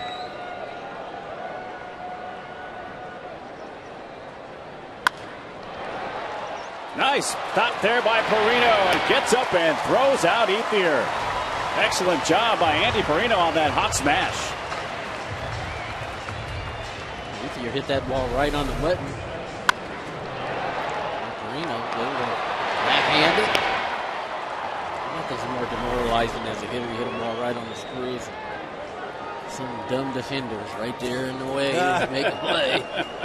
Well, I remember a younger left-handed hitter who squared one up like that and just ate up Ryan Sandberg at second base during a playoff game in '84. Yo, Way back. you smoked that ball, didn't you? I did. Had some serious topspin on it. Top spin, it did. And it just ate him up. I think it's safe to say you could say that now. Absolutely. I'm sure that's never been brought up at Hall of Fame dinners, has it? That's going to get down. And Maben over to cut it off. Kemp thinking about two. Here comes the throw on one hop, and it is an eyelash late. Kemp with a hustle double, and a nice job by Maben to cut that off and at least make it close.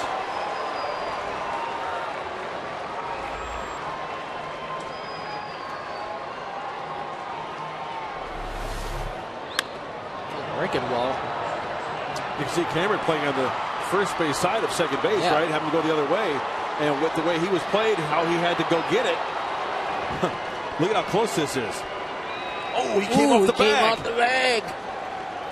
Did Perino have the tag on him still on the swipe? I think he did. I think he did.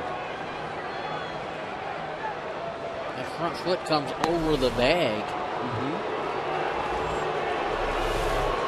So what do you think? Like he comes off, and there's the tag on the back leg right there. Out. He most certainly did. With first base open and a right-hander in the on-deck circle, Hanley Ramirez able to give the free pass to Adrian Gonzalez and put him at first and second.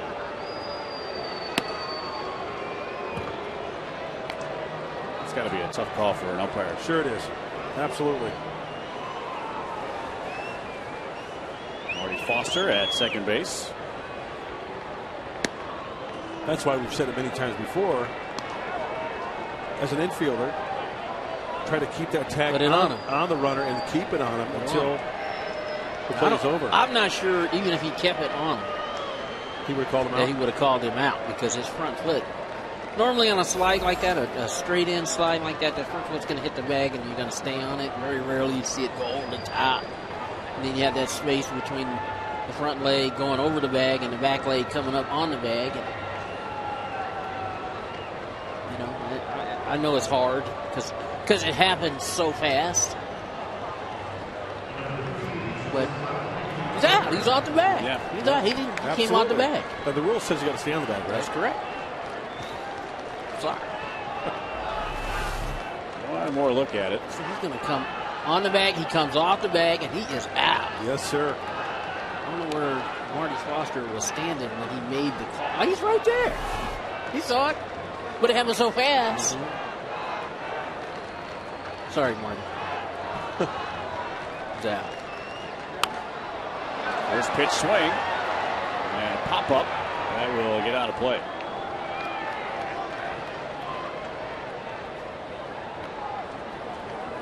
Kelly staying with that breaking ball. Ramirez hadn't shown him that he can handle it. You know, Darren Ballsy goes out after the intentional walk. Okay, you've struck him out 2 times. Runner in scoring position. A lot of hitters, Tony, they look for the number 1 with that runner in scoring position. So Casey Kelly counters with the number 2 and finds himself ahead.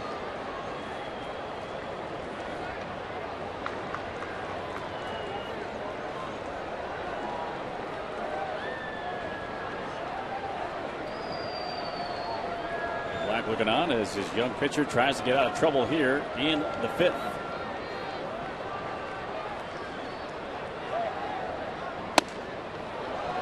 Tempted him with a high fastball.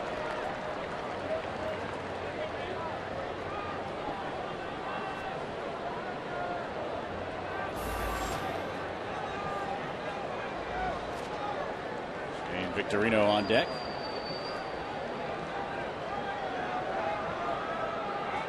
Taking a little more time here.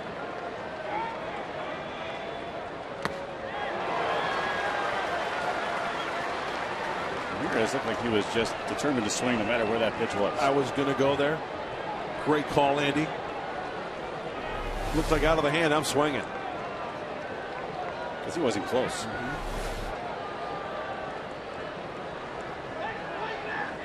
I'm sure that happens to a hitter too, thinking, all right, he's a young guy, he's going to come in.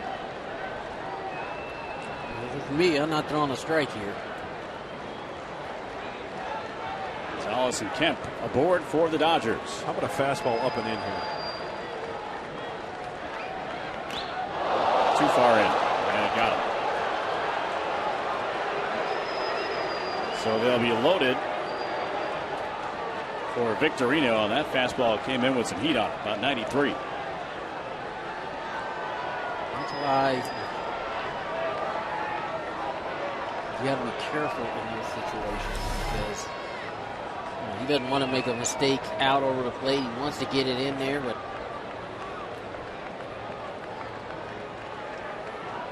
yeah, that hit off Ramirez, off the glove of Grandal, and then Mike Winters gets it.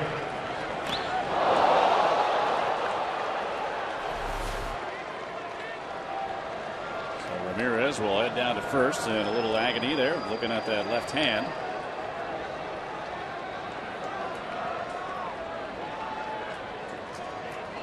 Now the bases are full of Dodgers with 2 outs. Kelly misses wide. See Kemp at 3. He was about a third of the way down the baseline as Kelly went into his windup.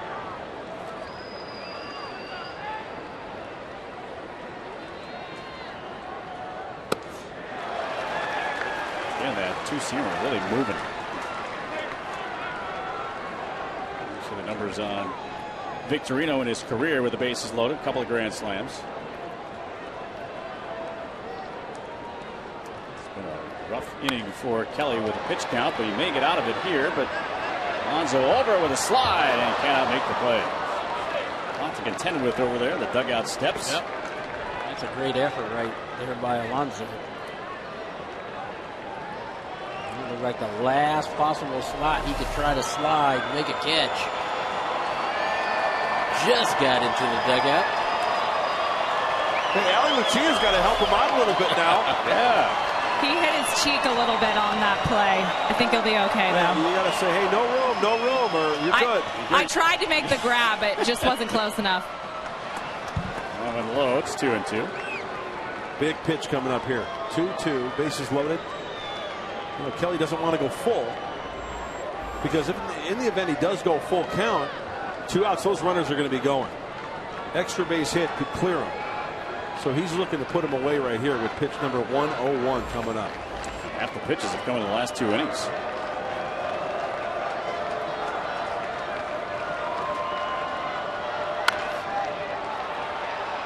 And foul.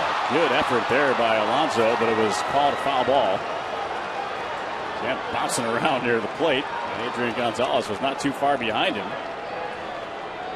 Well, Yonder's getting a workout over there at first base. Well, it's a big game for the Dodgers. They need this game. Chops this ball down the line, but it's clearly foul. Eric Cooper had those arms up. First base umpire. And everybody knows Yonder Alonso's been in this game. He is wearing a lot of that infield on his jersey. 2-2. Wow. Did that hit him? Yep. I think it hit him, and it'll force in a run. Here comes Kemp, and it's 2-0 in favor of the Dodgers. That'll bring Buddy Black out of the first base dugout as well. Nick Vincent had been loosening up.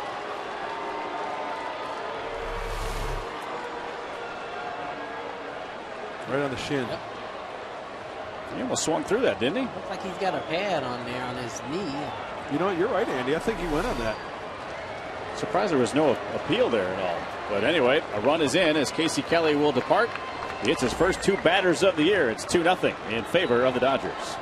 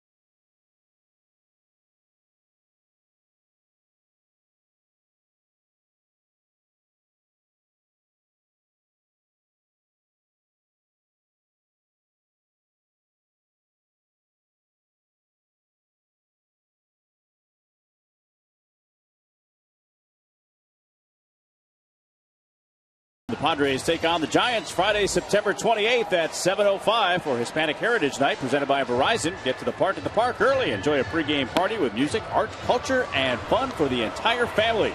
Get your tickets now at Padres.com or 619-795-5555. And a newly installed sign out there beyond the right field wall.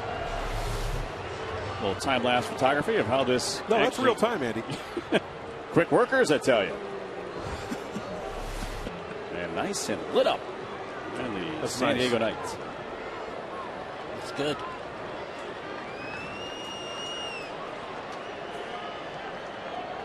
So Nick Vincent will come in and try to put an end to things here. 2 outs and the bases are loaded. Casey Kelly mentioned before break. Hit his first 2 batters of the year in successive at-bats. And 1 resulted in a run. Well, last time out for Nick was last night. It was in the 4th inning. He worked an inning and a third, surrendered 1 hit to these Dodgers. Inherits the bases loaded. He wants to pick up Casey Kelly here. Leave him stranded. Really? Well, he hacks. Been one of the hottest hitters for the Dodgers right here. His Cruz. I say down and away. Got to go down and away to this guy. Got to get it away from him. Yeah.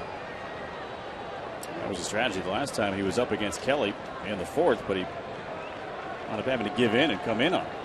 He's kind of a diver. He likes that ball in the middle of the plate. So you have to keep it, get it out there.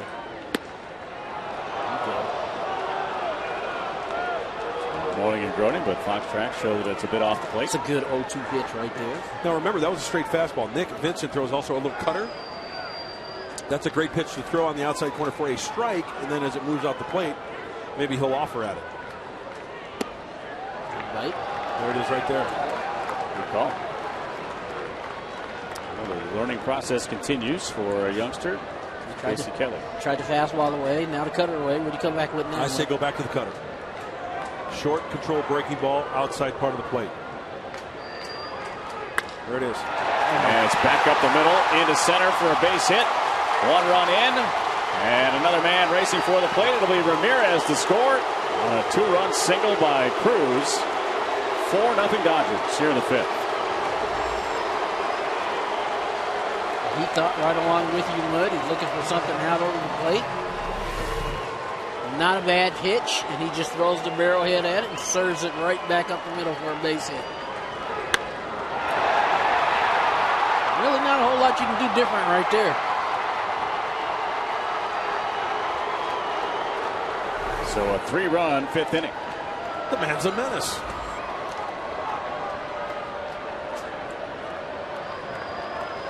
Three for 3 with 2 runs batted in. I agree.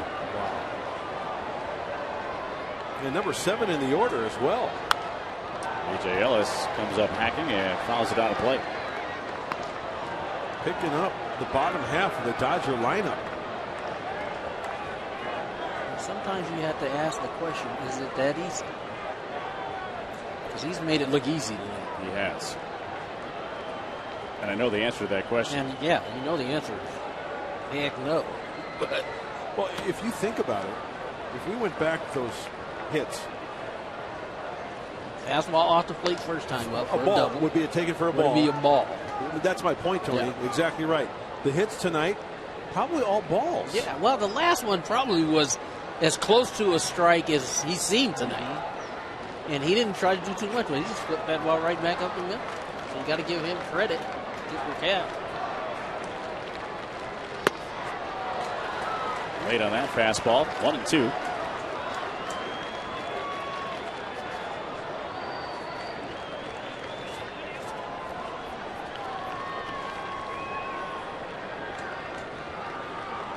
Nick Vincent trying to make this the last batter of this inning. Padres back to the plate. Late decision to swing. Running on that.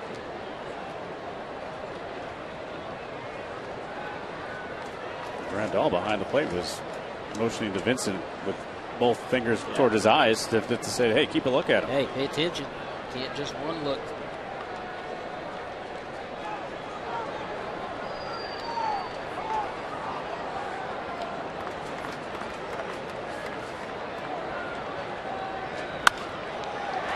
That's going to get into center. Victorino around third and will score easily. Then into third is Cruz, and it's now 5-0 Dodgers.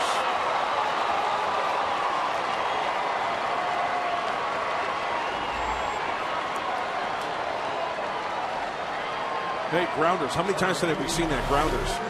Just finding the hole. Sure, you know, it's hit sharply. Sure, it leaks back over the middle part of the plate. Ellis puts a good swing on it. They had him playing the pull, it looked like. Yep.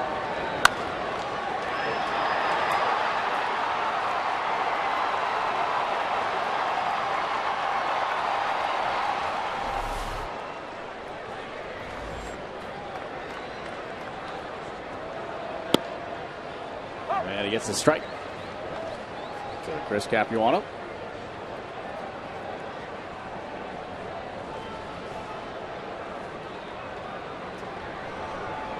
Well, we've always said you had a great head on your shoulders. Yeah. And this is proof. Would you like to pet my monkey? He looks very at home on your shoulder. Yeah, he looks very What's his comfortable. name? Crystal? Hi, Crystal. He's just chill, Absolutely. watching the big league ball game. Will she shake my hand? Crystal, say hi. Hi, honey. How you doing? Yeah. Such a cutie. Hey, game's out here. Hey, why don't you call this next half inning? Go for it. Yeah. We'll take some time off here. Get some looking. All right, take us to break. Hey, Crystal, say, grab some pine, Capuano. 5-0 Dodgers lead.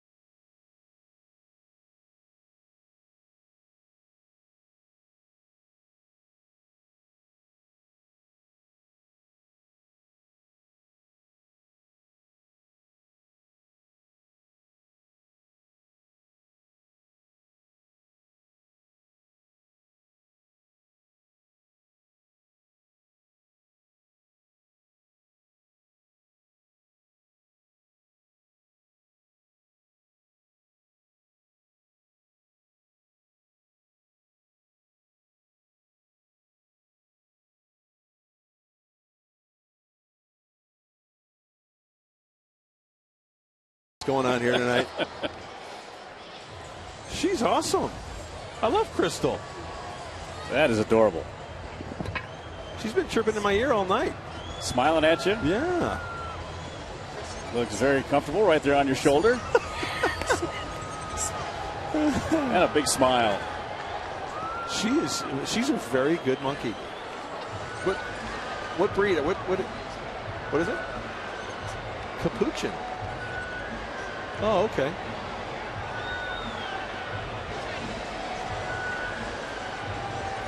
I'm just amazed. It's unbelievable.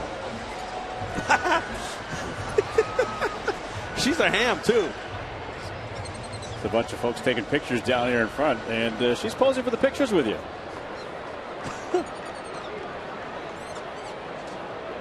Can we get some headsets for her? Some great insight. Here's Andy Perino. We got more people looking up here than they are than watching the game. Yeah. Imagine a little monkey in the booth, and that's takes away from the ball game. Only Mud could get away with it. He's loving all the attention. Oh, this too. is great. Wow. She's awesome. I mean, she's just kicking back, watching the game. Just hanging on to your headset there. She's thinking, how do a clown like you get a job like this?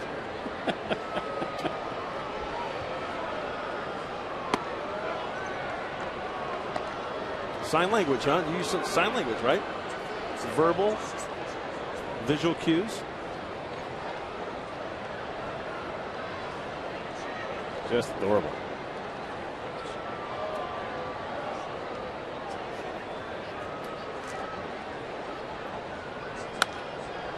Off the end of the bat, the foul. 2-2 now on Perino.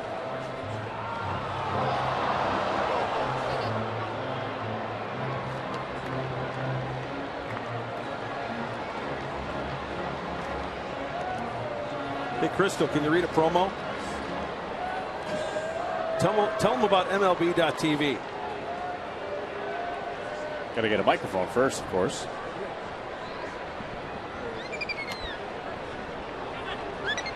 Crystal, I'll translate. Go ahead.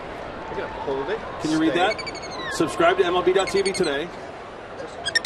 Take advantage of a new low pricing. See every remaining Padres out-of-market game live online. Favorite devices in HD quality. Visit Padres.com to order. Crystal, come on. For more details, great. And Nicely done. she's not done. Oh, excuse me. Right here. MLB.TV. Baseball. Everywhere. Nicely done, Crystal. Nice Good work. job.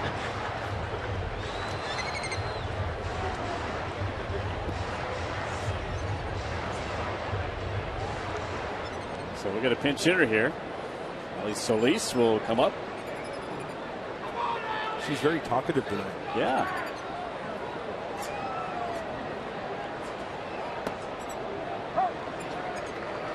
They say you never want to follow animal acts or kids on stage, right? Mm-hmm. What do we do now? We're done.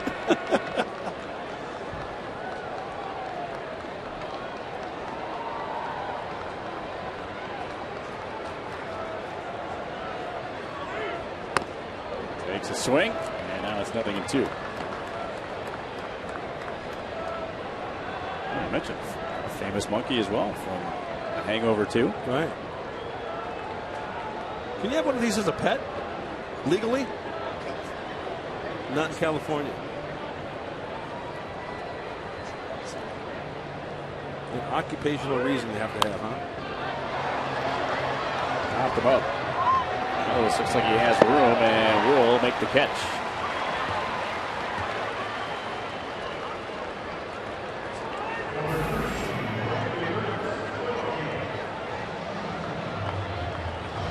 Solis has had 2 major league at-bats, and they have both resulted in a foul out to the catcher.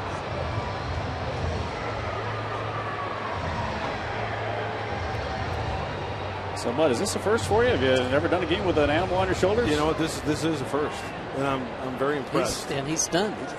I mean, I love animals Didn't anyway. say a whole lot. Dogs, cats. I mean, horses. I mean, I dig animals. Trying to take my headset off. Yeah, she's kind of looking around, looking at all the our lovely digs here. Entrenched in the game. Trying to give you a couple of pointers every once in a while about the two-seam fastball and the changeup. Well, I think you made a friend for life there. Yeah. She's a cute girl. Perino at first base. It's a great little Padres jersey as well.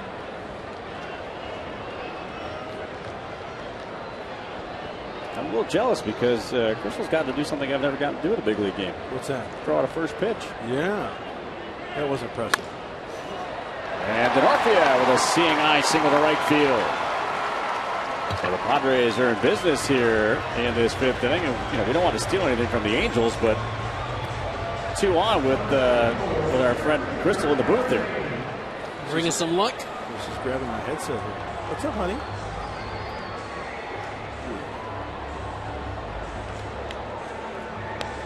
How old is she? She's 18 and a half?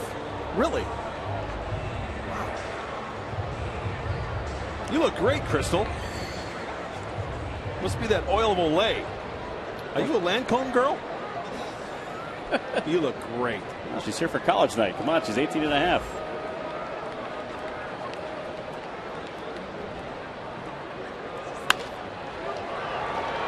This could be 2. Punto taken out, though, on that slide, but still manages to throw to first base in time to get the double play. Hey, Crystal. How you doing?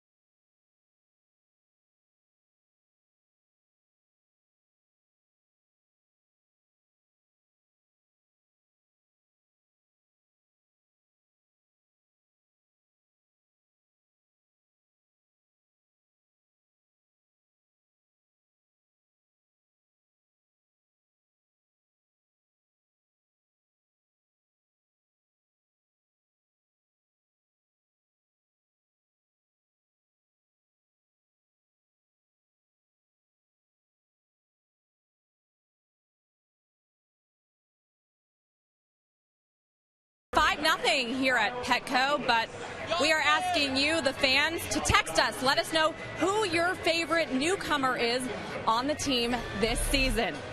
Yonder Alonso, A. Alexi Amarista, for B. Carlos Quentin, C. Or the closer, Houston Street, D. And Mud, I think you should ask Crystal. Okay. And let us know what she tells us.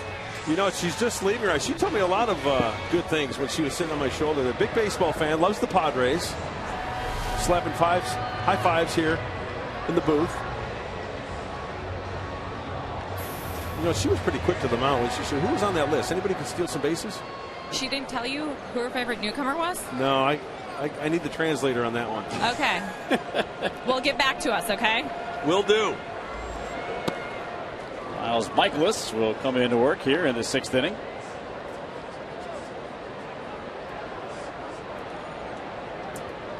That's a good question, too. A lot of newcomers to talk about, and a lot of those guys have had a major impact on what's been going on here, especially in the second half. In every part of the game as well, not only offensively, but, you know, when I think of the pitching staff, especially the bullpen, a kid like Brad Brock, right? We're on that list. Brad Brock. Rondell. Yeah, Houston Street. Well, he was on there, but you know we got some. It was a different looking team than it was in April. Good call. 2-1 here on Punto. Their hand picked there by Michaelis, throws high, but nice job there by Alonso to keep the foot on the bag. And 1 away in the 6th. Play by Michaelis here. Went to the bare hand. You know, Tony, it's always that second hop, too, that kind of checks up on you because that got that funky spin. And Miles did a nice job. Bare hand in that one. Michaelis hasn't gotten a lot of work in here in the second half of the season. Had a Long spell of not pitching. His big league debut here against the Miami Marlins. He gets ahead.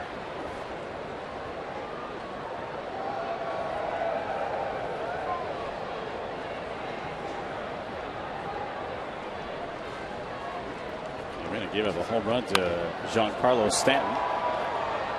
But he's not alone in that. Yeah, he's hit a few.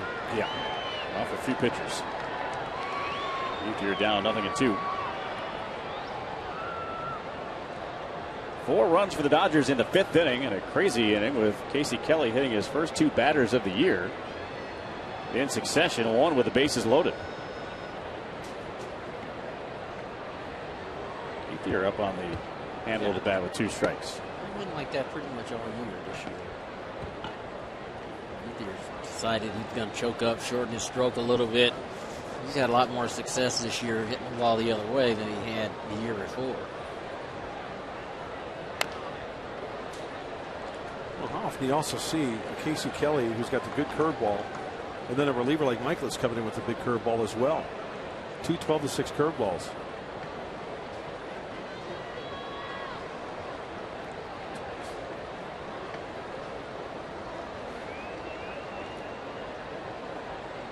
Did some closing in the minors.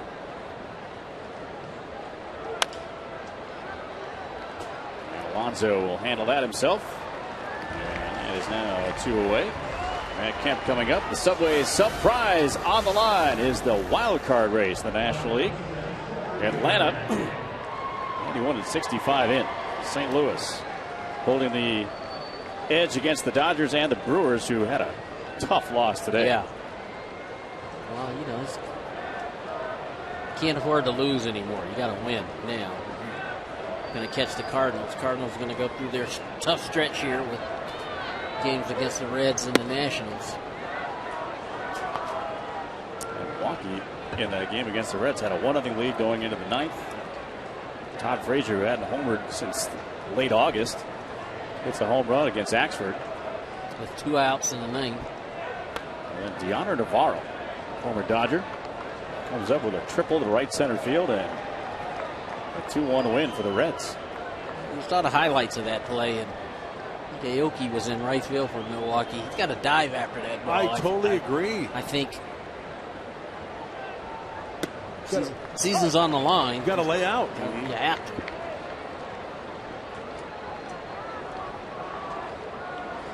Because it looked like it was it would have been a spectacular play. Yeah. But like you said, Tony, at least you got to try to dive and lay out and try to snag it. That curve is hitting to the left. He's thinking too. Guzman will play it with a backhand. Did not really get to that ball aggressively, and Kemp will have his second double.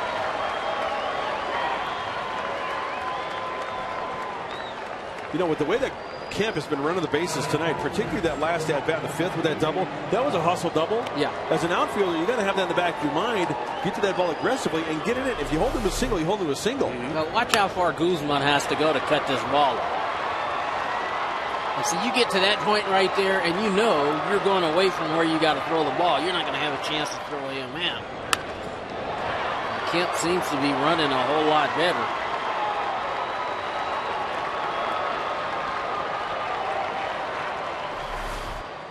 That 2-out double in the 5th inning started a whole bunch of trouble. And again, a 2-out double here in the 6th inning. And Adrian Gonzalez at the plate. Man, you got to feel pretty good about your team. 14 hits last night, 9 already tonight. This is exactly what your team wasn't doing. Goes to the curve again and misses. Familiar number 23. Used to wear that with the San Diego Padres.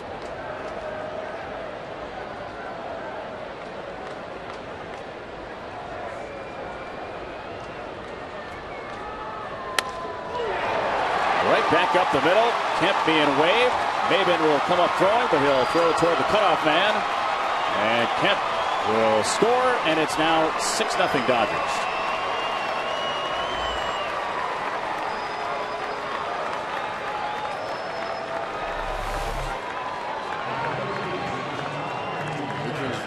That was a nice job. Right back up the middle. Davis not going to have any chance to throw Kemp out. And the Dodgers add to the lead.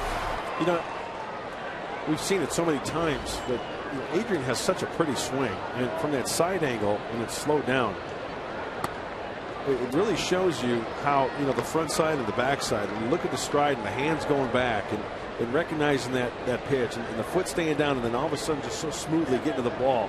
It's just a pretty swing. We watched it for a number of years. Yes, we did.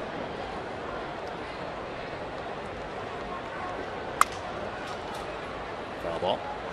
Here's the side angle. Look at that. Hands are going back, staying back. Foot hits the ground. Watch, see the path of the bat.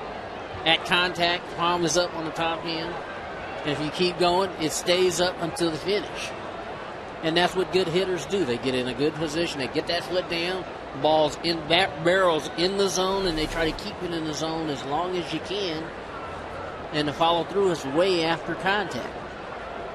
And Adrian's a guy that can use the whole field. He can hit with power to all fields. And there's not a whole lot of effort to his swing. Where we were talking about earlier with Hanley Ramirez, you know, he's feeling like he's got to kind of muscle the ball a little bit. Adrian just kind of lets that ball travel, let it get further back in his stance. Here's what I want to ask you, Tony. Watch on contact here. See how far in front he hits it right here? Because usually a lot of hitters get it back here. And then what amazes me, here's my question. How does he keep it up the center of the diamond? Because usually out in front, they have a tendency to pull it. Because actually that's not out in front. Actually, that's right inside the front leg. Got it. So Ramirez is out. Dodgers up 6-0.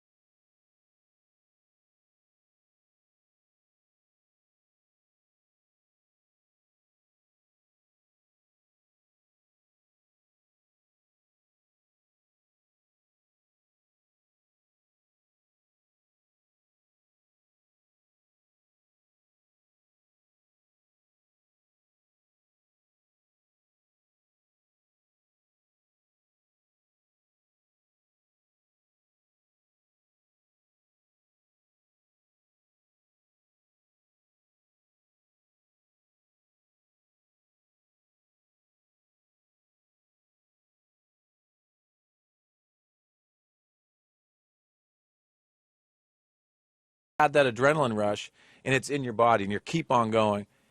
And then you go, what do I do now? Yeah. I mean, do I take my pom-poms out and Yeah. say, yay, I just struck out, or I just got a hit, whatever happened. Now it's like, well, my day's over. What do I do now? And that adrenaline rush was hard to deal with. That was the hard part for me. Mark Sweeney joining Double X 1090 today. Dave and Jeff, their morning show. Mud made a splash the other day on their morning program as well.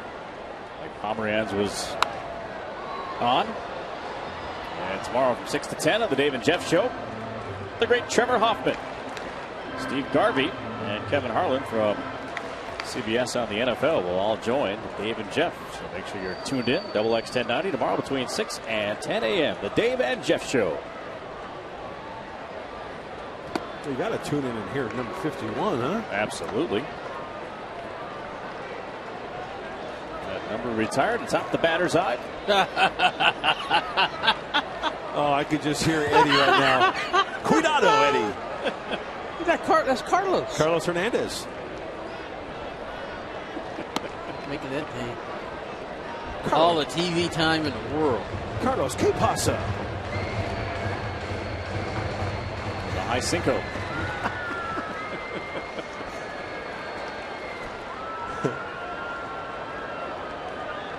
Two and one, Headley.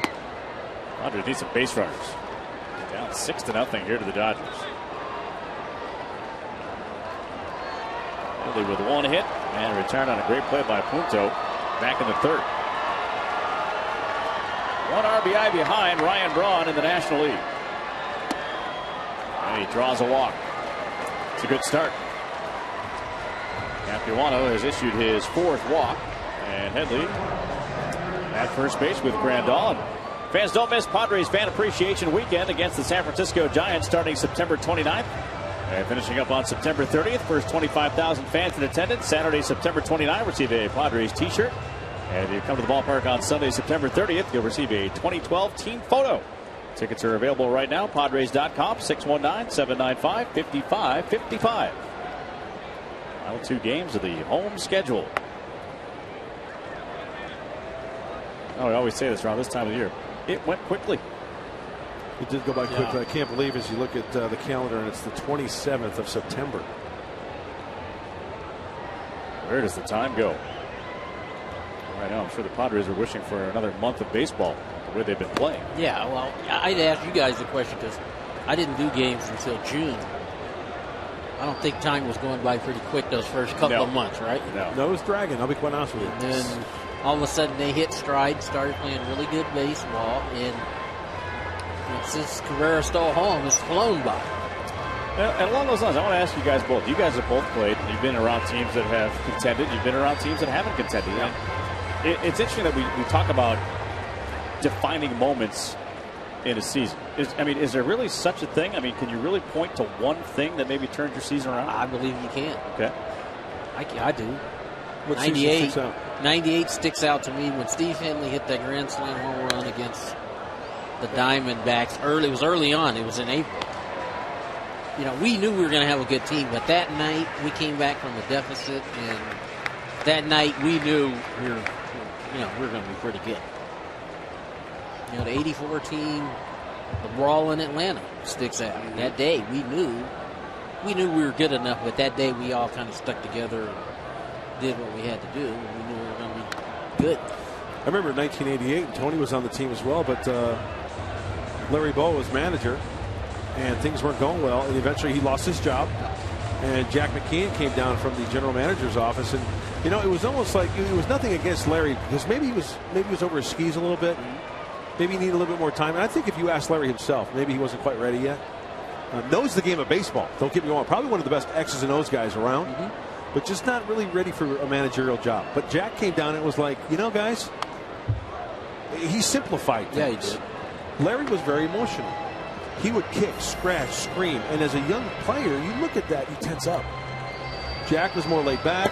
Hey, give me 90 feet, hustle, play the game the way it's supposed to be played, and guys, we'll take our chances. And what do you know? In 88, we finished pretty well, and then in 89, we made a run. In the hunt. After not being in the hunt for a while. And there's no question, in this game, you try to find things that help motivate you to go out. And that'll get down for a base hit. So the Padres, once again, here in business in the sixth inning.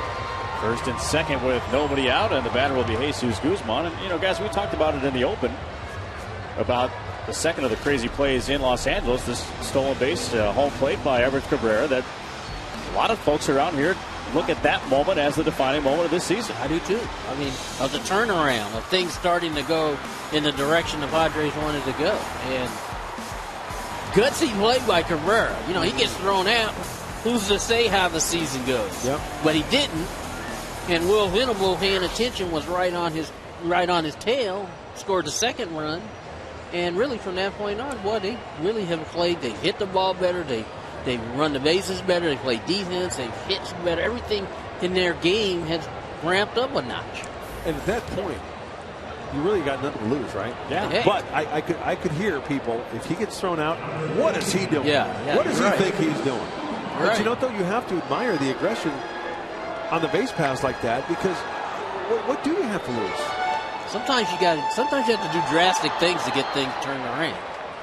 And like you said, when it happened, I was sitting in the booth. When it happened, Dick was sitting next to me. And the umpire called him out. He jumped up. I remember. He jumped up. And you know what? Hey, you got to give him credit. He saw an opportunity and he took advantage of it.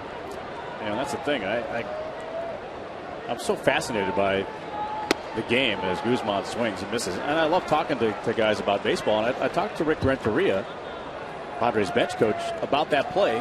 And he brought up a good point to me. He said, this is a situation where Cabrera learned from things that they were studying in the clubhouse, that they showed them on video. And for one of the first times this year, he applied it and executed it and scored. And Rick Renteria's point was, we don't want to be a passive team. We want to be an aggressive team, whether it be at the plate, in the field, or on the base paths. And who's the guy that can execute that better than anybody? It's probably the guy on your left. That's Everett Cabrera. Yeah. And again, as fans, sometimes we forget how hard these guys work on the other facets of the game. The video, we mentioned earlier today when Headley stole second base, they do a lot of video work on pitchers' moves and pickoff throws, and then you pick up little tidbits that, if you're smart, can help you. You can apply those things during the course of the game. They're not going to happen every night. And more like controlled aggression. Yeah. Pick your spots. And it was interesting that Renteria went on to say that gave Cabrera a ton of confidence. Absolutely. And from that point on, Everett knew that Buddy Black has the green light on for him, no matter what the situation is, and trust that Cabrera knows what they're trying to do in that particular situation. If I'm not mistaken, I think we had him on the post-game show that night. He was fired. He was fired up, boy.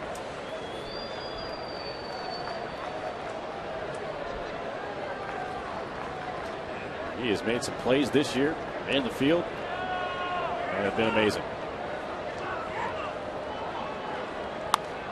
And I know your teammates are very important, and there are certain teammates that really make a difference in a player's career. But I tell you what, when we had that split screen of Everett Cabrera, he should be very fortunate. I know he is, because he's a very grateful kid, to have Rick Renteria on this coaching staff. Being able to relate to Everett, obviously speak the language. Correct. No language barrier there, but Rick has been a huge influence on Everett. I think he's been a huge influence on a bunch of guys on that team. Absolutely. And that's what you want, really, is for a young team like this Padre team is, to have a coaching staff that's willing to work and do all the things that it takes to make these young guys better. Video work, hitting them ground balls, throwing them BP, just talking to them during the course. Because I know April and May, it had to be hard to sit down and listen to some of these conversations guys were having. But you know what? They've evolved. They've gotten better. The confidence. They're playing with confidence now. And that gets by Ellis to the backstop. Everybody moves up 90 feet. Second and third down for the Padres with nobody out. Hey, we've seen some crazy things in this game of baseball, but one swing of the bat cuts the lead in half, guys. I say that all the time. You just never know when a game's going to turn. You never know. Breaking ball, he wanted it down and in. It's down and away. Ellis cannot come up with it. I'm sure Ellis is sitting there. He can't believe that he couldn't block that ball right there, but it hit the dirt and kicked straight left.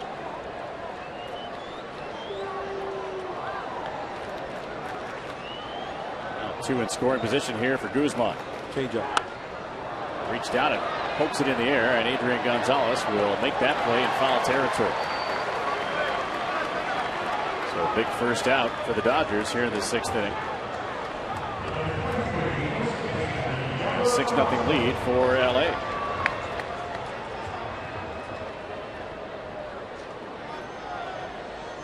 So Don Mattingly making that slow walk now across the third base foul line, and he is going to make himself a pitching change. Paco Rodriguez has been loosening up and will come into the ball game. So Capuano will leave with runners at second and third. One out here in the bottom of the 6th inning. Dodgers up 6-0.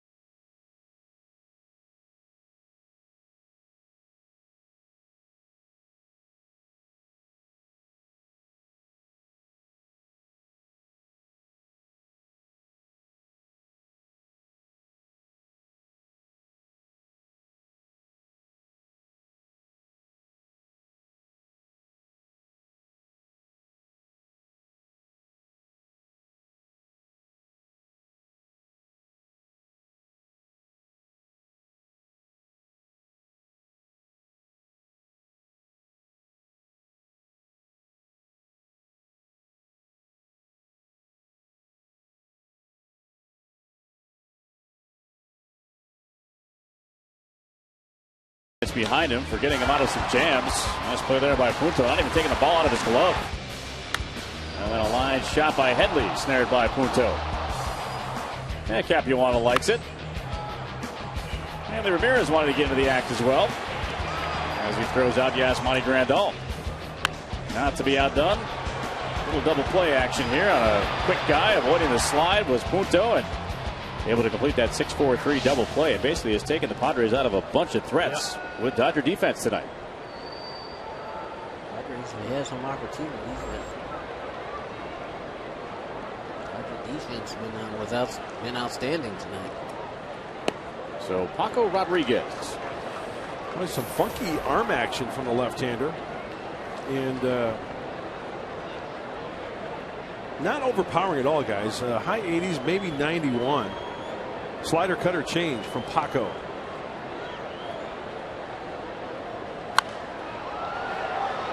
Foul. Get out of play. This is the first guy from this year's draft in the big leagues. How about that? Yeah, we talked about it on Tuesday night when he came to the ball game. A product out of the University of Florida.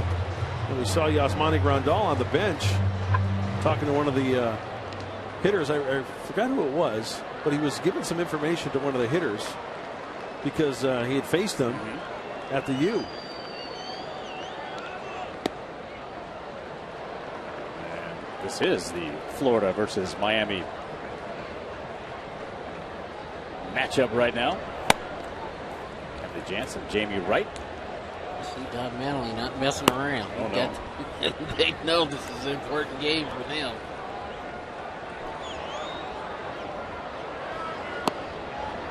And off is Alonso. And it's funny you bring that up, too, because managers will deny it every time you ask them. Late in seasons, must wins. If they manage any differently than they do during the regular season, they all say, no, no, no. But they do. Watch and see. If he loses Alonso right here, I would think we'd have a new pitcher. I mean, it's only human nature. You got to win the game.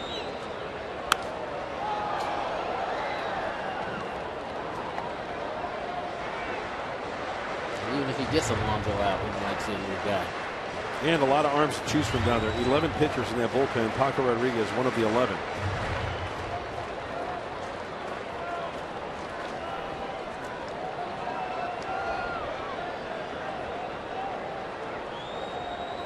Full count here on Alonso. 2 on with 1 out. And he gets it.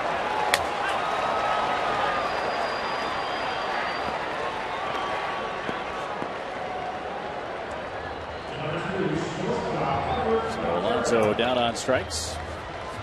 And Everett Cabrera will come up. Rodriguez shows him the strikeout. Did he start walking off the mound? Yeah, he did.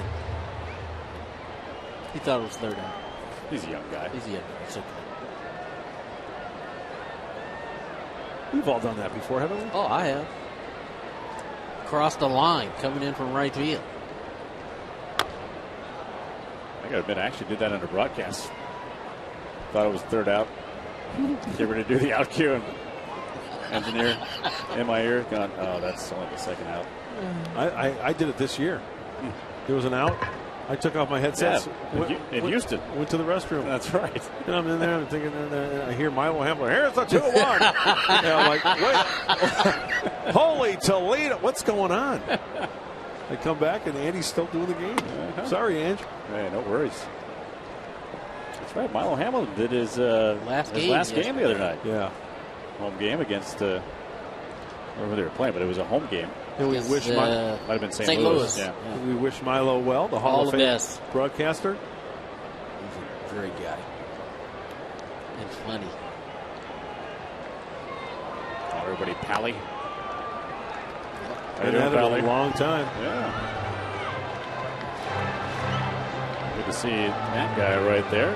At least with an attempt at a pinch hit perhaps here. This inning continues. Carlos Quentin. Maybe the only role we see him in the rest of the year, but I know he really wants to contribute to this team. He likes the direction things are going. Oh, it's got to be eating him up that he is not being able to get out there. Absolutely. Swing and a miss there by Cabrera. Quentin, you want to see him get healthy. Have a winner to get that knee strong and ready where he can play every day again. Because he's a factor, no question, in this lineup. Tell you what, could look to May 27th or 28th this year and look at that as a defining moment in this year as well. Right. Chicago's Wrigley Field. Absolutely. When Carlos Quentin came back and showed us what we were missing. Home runs in that series.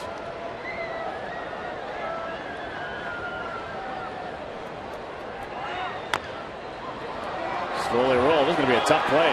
Ellis won't throw. And smartly, Chase Headley, who pulled that trick the other night, says, "You're not going to get me." He gets back to the bag at third, and they're loaded. Well, now it gets a little interesting because you got a guy that can reach the seats with one swing here and can make this a ball game again. Breaking ball on the righty from a lefty, and that's something you have to deal with. Those little worm burners out in front of home plate. 2 outs, aren't you going on this wall here at third base? I was thinking about that. I'm just asking a question. All right. 2 outs, I kind of think you're running in that situation. Because they're going to concentrate trying to get the guy at first base. So with Quentin announced, now Mattingly will get one of his right-handers out of that bullpen. So Rodriguez will leave. And Jamie Wright will be the guy coming in. So as we mentioned, this is the final game between these two ball clubs this year. Padres trying to win their first series against LA since 2010. And tomorrow the San Francisco Giants will come to town. Ryan Vogelsong will work against Andrew Warner. Giants and Padres, starting with Padres Live, our pregame show. Mike Pomeranz, Mark Sweeney at 6 o'clock right here on Fox Sports San Diego, as Warner will try to bounce back from a very tough first inning against the Giants in San Francisco. Get back into the win column for the San Diego Padres against the National League West champ San Francisco Giants. And also tomorrow on Fox Sports San Diego, catch a new episode of Padres POV. Join the crew for an up-close and personal look at the Padres, both on and off the field. Padres POV tomorrow at 5:30 on Fox Sports San Diego, presented by Sycuan Casino. So Jamie Wright, veteran right-hander, come in and work to Carlos Quentin. What a busy guy. There are certain times, guys, when you use that certain bullet you've got in that bullpen, or in that dugout rather.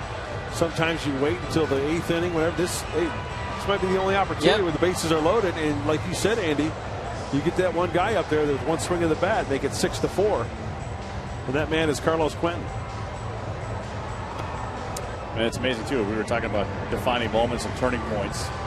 Now everybody really seems to have their own. I mean, you talk to guys in that clubhouse, and they'll point to that Cabrera steal at home. Some will talk about when Cabrera and Amarista, who was actually in the on-deck circle, came to the ball club. And I mentioned another one there with Quentin coming back to the lineup. And how about some of these other guys that have just seemingly out of nowhere made contributions to this ball club this year? Guys like Eric Stoltz and Jason Marquis. And in the absence of Houston Street, Luke Gregerson doing a tremendous job out of the bullpen. Dale Thayer. Dale Thayer as well, the first time that Houston was on the deal.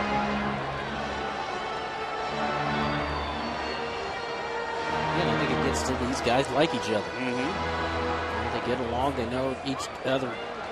Everybody's working hard in the same direction. Jamie Wright goes off speed and misses to Carlos Quentin, who is 4 for 9 with a home run lifetime against Jamie Wright.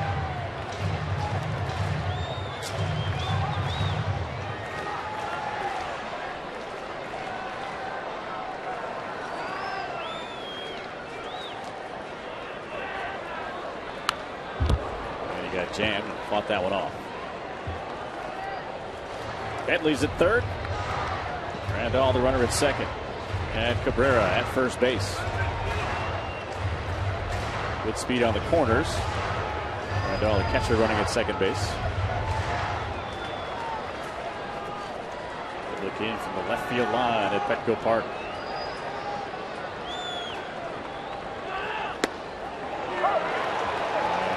Trying to check. It takes a strike. I think that was on the call.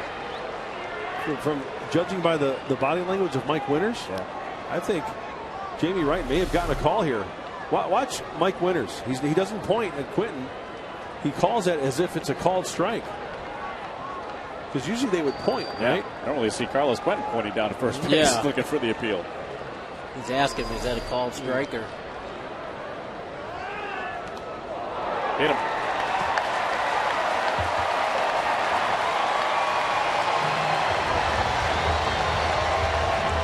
th time he's been hit by a pitch. And every time he gets hit, it's a new Padre record. And Clayton Richard will come in to pinch run for Quentin at first base. And a run in. And it's a 6-1 game. You know what, watching that was a pretty easy decision by Carl Quinton to just say, I'm going to wear this one. Yeah. Down in the camp. Get hit with a breaking ball.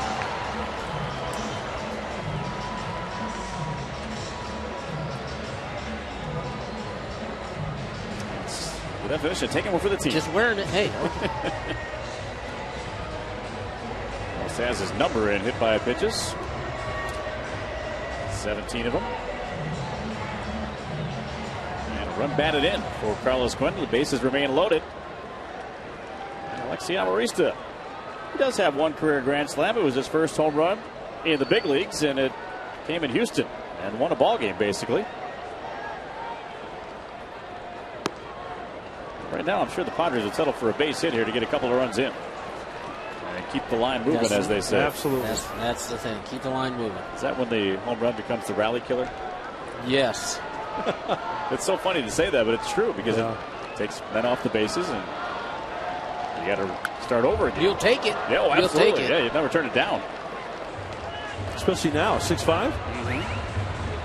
With one swing? Yeah, I'm not saying I would turn it down at all, but it's funny that a home run could be called a rally killer. You know? Here's the thing. The guy at the plate, a line drive over Nick Punto's head in the gap in right center field is going to do basically the same thing. Yep. And that's more realistic, really. Way upstairs. Just don't get too froggy up there. Be willing to pass that baton to the next guy. How many times during the course of a season and we said that, okay, don't get too big right here. Hey, get yourself a good pitch to hit.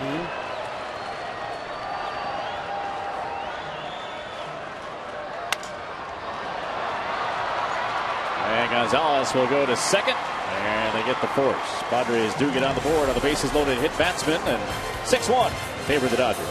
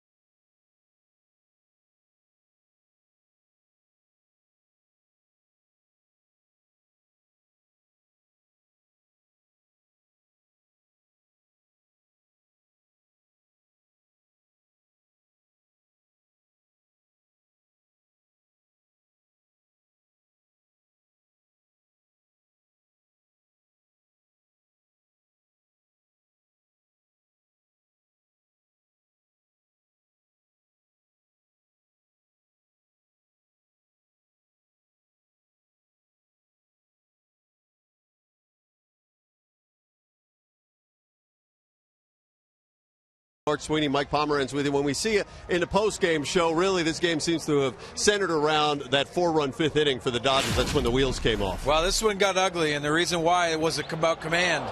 And Casey Kelly didn't have command. He needs to really make some adjustments moving forward with this. But tonight, the 5th inning got him. Just 22 years old, fresh up major leagues. Quite a developmental process, as you mentioned. So we'll have that for you in a post-game show. Also, when we see it, we asked you in the pregame, who is your favorite Padres newcomer? So we're going to have the answer to that text poll. You'll hear from the manager, Buddy Black. And, of course, we'll take you all around baseball for a look at the highlights as the playoff push continues. Now back up to Andy Mazer, Tony Gwynn, and Monkey Boy, Mark Grant. Well played, Mike Pomeranz. Brad Brock will come in. And for those just joining us and wondering what the joke is there, we had the little 18-and-a-half-year-old monkey that was in and was actually throwing out the first pitch or contributing to that first pitch today and was taking refuge up on Mutt's shoulders. Yeah, Crystal paid us a visit. Yeah. It was nice to see her. There she go. is. Smile. That's awesome. That, of course, is Crystal on the left, just in case you're confused. Well, Crystal left Mud and went next door. Yeah. Get some more TV time. Exactly. Well, who could blame her, right? She's a movie star. I was shocked, though, when he said she was 18. Yeah. She's been in like 22 films. Yeah. TV shows. Shows, commercials. And the gentleman told us that in order to have like a monkey in your possession, you need an occupational reason. Correct. And I'm sure Crystal is a member of SAG. Yep. Very much so, yeah. Screen Actors Guild.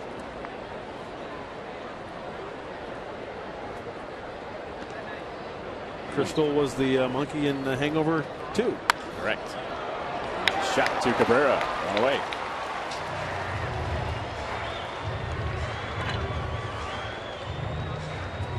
There's some video of Crystal in the Spanish, but look at that. The hang time. Wow. Oh. And seal it with a kiss. Friends for life. Christmas cards are coming your way, bud. She's so sweet.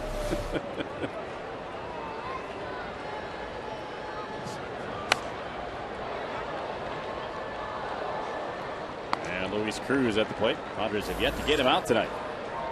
3 for 3 with a couple of runs batted in. One of the big blows, actually the big blow in that 5th inning. Yeah.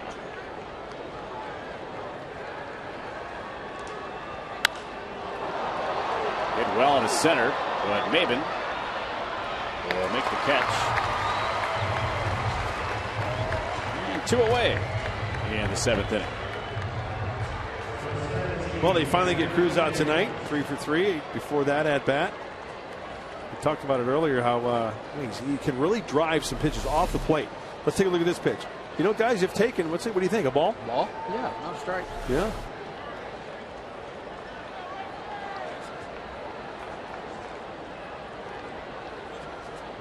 So here's A.J. Ellis. Also had an RBI in the 5th inning. We're going to take a look at the location of the hits by Cruz earlier. Well off the plate, maybe about 3 baseballs in. Yeah. He turns on it for the double. Breaking ball. Way out in front of it, and if taken, yes, a ball. Ball was on a knee trying to catch Yeah. that. And then the last hit by Cruz, which was the 2-run single, very close. Yeah. Serves it right up the center of the diamond. 2-1 on A.J. Ellis. He has a good time. That's a nice shirt there.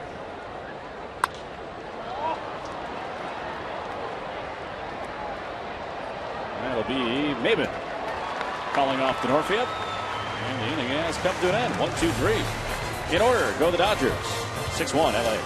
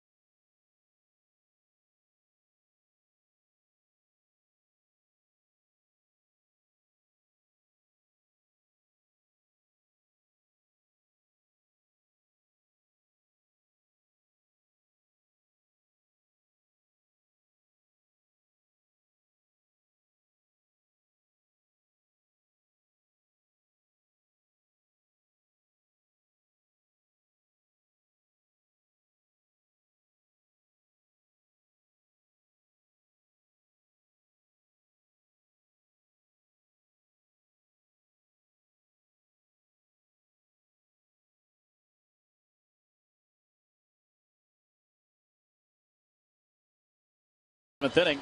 And don't miss the Padres' final 2012 military salute coming up this Sunday, September 30th. Join your Padres in saluting the men and women of the armed services with a special pre-game ceremony before the Padres take on the Giants at 1:05. Your tickets available at this very moment. Padres.com or 619-795-5555. Always a great treat to come to this here ballpark on a Sunday afternoon.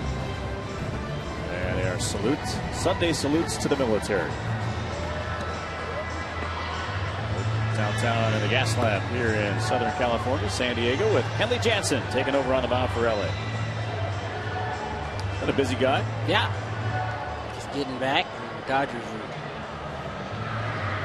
kind of stuck him in the 7th inning role for right now, but you see his numbers, 91 strikeouts, 60 innings. Opponent's hitting $148, so haven't had a whole lot of success against him. He gave himself and the Dodgers and Major League Baseball in general a little bit of a scare with a regular heartbeat. He was on blood thinners, and obviously when you're on blood thinners, you can't get out there with the risk of getting hit. Young guy, you hate to hear about health issues, but seems to be okay as he'll face Denorfia here in the 7th.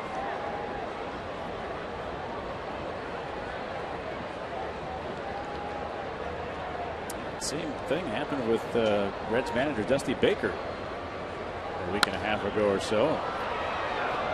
Experiencing an irregular heartbeat and wound up having a mini stroke as he was leaving the hospital. Dusty, one of the good guys in Major League Baseball, and certainly hope he's back managing his ball club very soon. Yeah, I'm expecting him to make a full recovery. And best wishes to Dr. Skull, Dusty Baker. Fastball, swing and a miss. Sorry, we were just talking about the fact that Buddy Black actually played for Dusty in '93 with the Giants, and there are some similarities between the two guys, being a players type manager and a real good communicator with the ball players. I think that part of it is so important, just being able to communicate, talk to guys on your team. Yeah, this is a young team, so that's pretty easy to do. A lot of these guys haven't had a whole lot of experience at the big league level.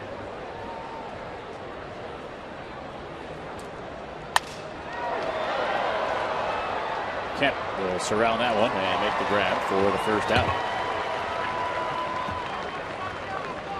Chris Spire has been filling in, managing the Reds in Dusty Baker's absence. As we mentioned earlier, they got a big win today against the Milwaukee Brewers, and certainly put a hurting on the Brewers' outside chances of getting that second wild card. Well, people sometimes are wondering what are they playing for? They've already clinched a spot. Well, you're trying to clinch the best record. Sure. Yeah. Although this year's playoff scenario, the place you might want to be is third. Normally the best record, you're going to get a home series, and this year only, the number 1 seed and the number 2 seed have to start out on the road. And so the 3rd seed, I'm sure a lot of teams are not going to be afraid to take that 3rd spot and open it with 2 games in their home ballpark, and then go on the road and try to, you can win 2, try to win 1. Only 2 here on Maben. So heading into action tonight. Actually, after the game's up tonight, Nationals won their game 7-3 over Philadelphia. The Nationals are 95-61 as they went 7-3 over the Phillies. And the Reds swing inside. The Reds, who beat the Brewers 2-1 in walk-off fashion, are a game behind, 94-62. So here the Giants, if it ended today the way they are right now, Cardinals and Reds would play in the wild card game, a 1-game wild card game. The winner of that game would open up at home against the Washington Nationals. And the San Francisco Giants would open at home against the Cincinnati Reds. And the first 2 games are at the wild card and at the 3rd place team, and then the next 3, if it should go 5, are at the teams with the best records. we went in '84. We started in Chicago. Lost the first 2, came home and won 3. So it can be done. We had the better record. So it can be done, but it's not I think I would much rather open at home. So. Absolutely. I think Oh, so, yeah. too. I'm sure Major League Baseball will watch with keen interest in how things transpire this year with the new second wild card in there. That one game playoff is going to, these guys are teams are trying to clinch, trying to get that position 1 so they can set up their pitching. Mm-hmm. And right now, the Cardinals have to keep on playing. Yeah. If the Dodgers win tonight, they'll be 2.5, 3.5, 2.5. Actually, you know what? Let's see. Cardinals idle. They're idle tonight. So, yeah, if the Dodgers win, it'd be 3. Sorry So it about would that. be Didn't mean to 3. confuse you. And with 7 games to go, and you're trying to get to your magic number and clinch a spot so you can set your pitching up. And the Reds are doing that. Nationals are doing that. Giants are doing that. Popped up. And that will be out of play. Yeah, we saw in San Francisco after the clincher. Padres were supposed to face Tim Lincecum, but he did not make the start. Yusmeiro Petit did instead. But I've heard a lot of talk. Curious what you guys think about this too. With the fact that it's going to be a 1-game playoff. Is that doing these two teams that have battled it out for this long of a period to get into the playoffs a disservice by having it just a one and done? It's better than being eliminated. Yeah, very true. No, hey, they get a chance. I'm not being, No, I hear you. I know what you're saying. Yeah. You want to be in. Absolutely. You're in. You have a chance to win a World Series if you're one of those wild card teams. Now, the road's not going to be easy, but you still got a shot. Mm-hmm. And as we saw last year, the Cardinals got in on the last day where the wild card team had the worst record of all the teams involved in the postseason, and they won the whole thing. But the difference is you're going to have to win 1 game. That wild card game, you win or you go home. Right. Check swing and no swing. Andy, it's almost like that game 163 that year against Colorado, right? Absolutely. Able to draw the walk, the 1 out. And I had a thought about it. I thought, just sitting back and thinking about it, as you pointed out, the Cardinals were the wild card last year, went all the way through. The Marlins in 03 were the wild card, went all the way through. And they did it in 97. It may be Major League Baseball's way of saying, hey, listen, we got teams that have clinched. They're division winners. They deserve to play in a long series.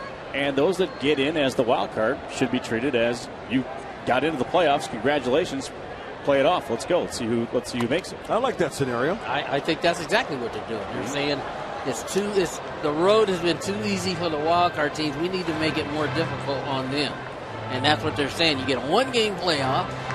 So you got to try to win it early so you can set your rotation for that 1 game. And then if you win that 1 game, presumably you're going to throw your best guy in that wild card game. So when you go into the next series, you're already down your number 1, presumably. But you know how Major League managers are. And to center, and Kemp will make the catch. Headley is retired, 2 away. It's about matchups.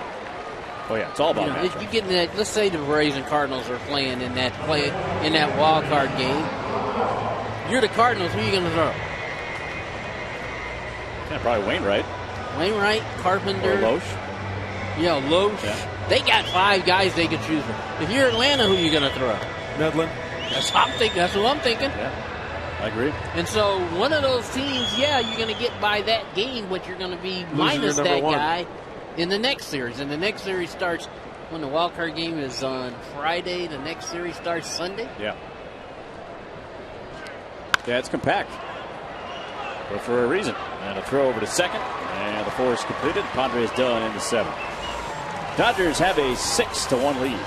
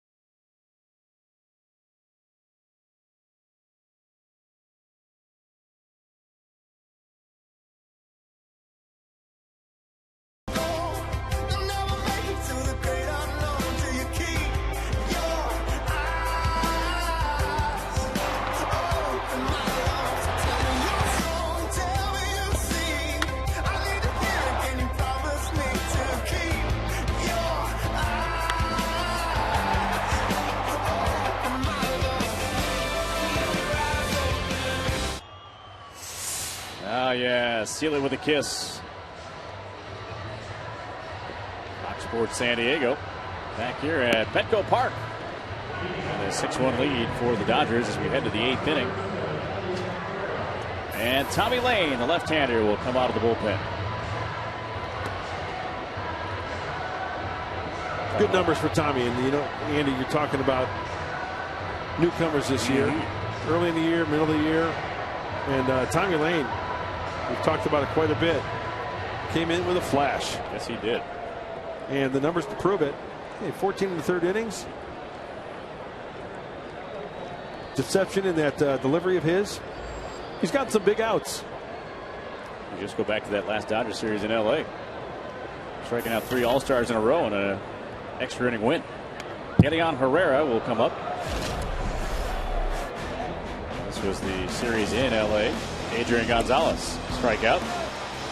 And another strikeout of Matt Kemp.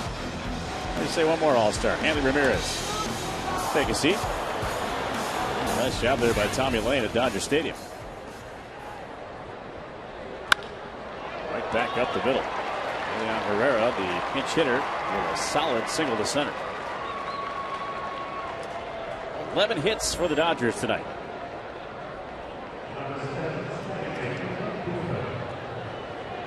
They've done a nice job swinging the bats. They're getting some big hits tonight by Luis Cruz. A couple of RBI singles by A.J. Ellis.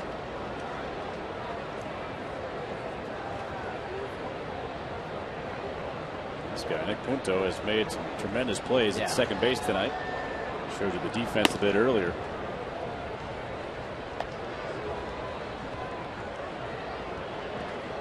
But every team needs a guy like Nick Punto. A guy that can play all over the diamond, not afraid to get dirty. I thought it was ironic in that Red Sox deal that his name, you know, Crawford, Beckett, Adrian Gonzalez, Nick Punto. But Jerry Harrison got hurt, and they needed a guy to come in and kind of fill that role. And Punto's done a nice job of that.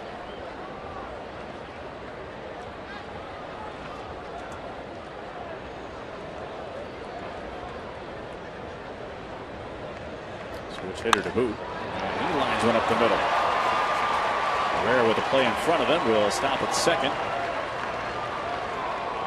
So the first two have greeted Tommy Lane with singles to center field. 6-1 LA here in the 8th. And fans don't miss Padres shirts off their backs. It's presented to you by Saquon. Purchase a $1 scratch-off ticket at your next Padres game for a chance to win a camouflage jersey from a player or a coach on Sunday, September 30th. All the proceeds will benefit the Padres Foundation. And literally, the shirt and the jersey come right off their backs and into your hands after the ballgame. Yeah, they'll line up on the field and big line, and you go down there to the field and you meet that Padre, and like you said, Andy, you can wear it home. Yes, sir. You can get it signed and wear it home. Yeah. Even better. Andre Ethier.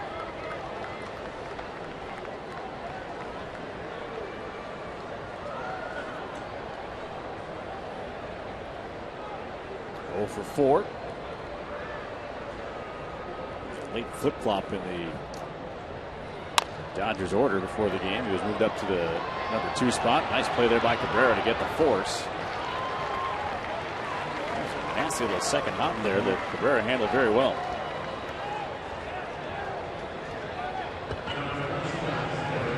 Ethier aboard for the first time. He made that a real nice play. Tough hop. You see him come in and get it on a short hop and then make a nice firm throw to Amarista. I thought with his momentum going towards first base, I thought he was just going to take it and go to first base, but that was a nice, very nice play. Come across that bag.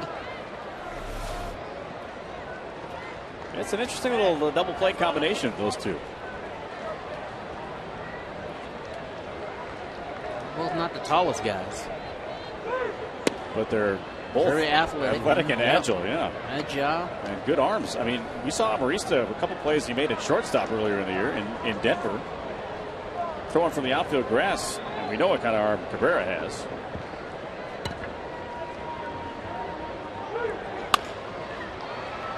There is Amarisa. I guess as we heap some plays on him, he boots that one, and a run's going to score.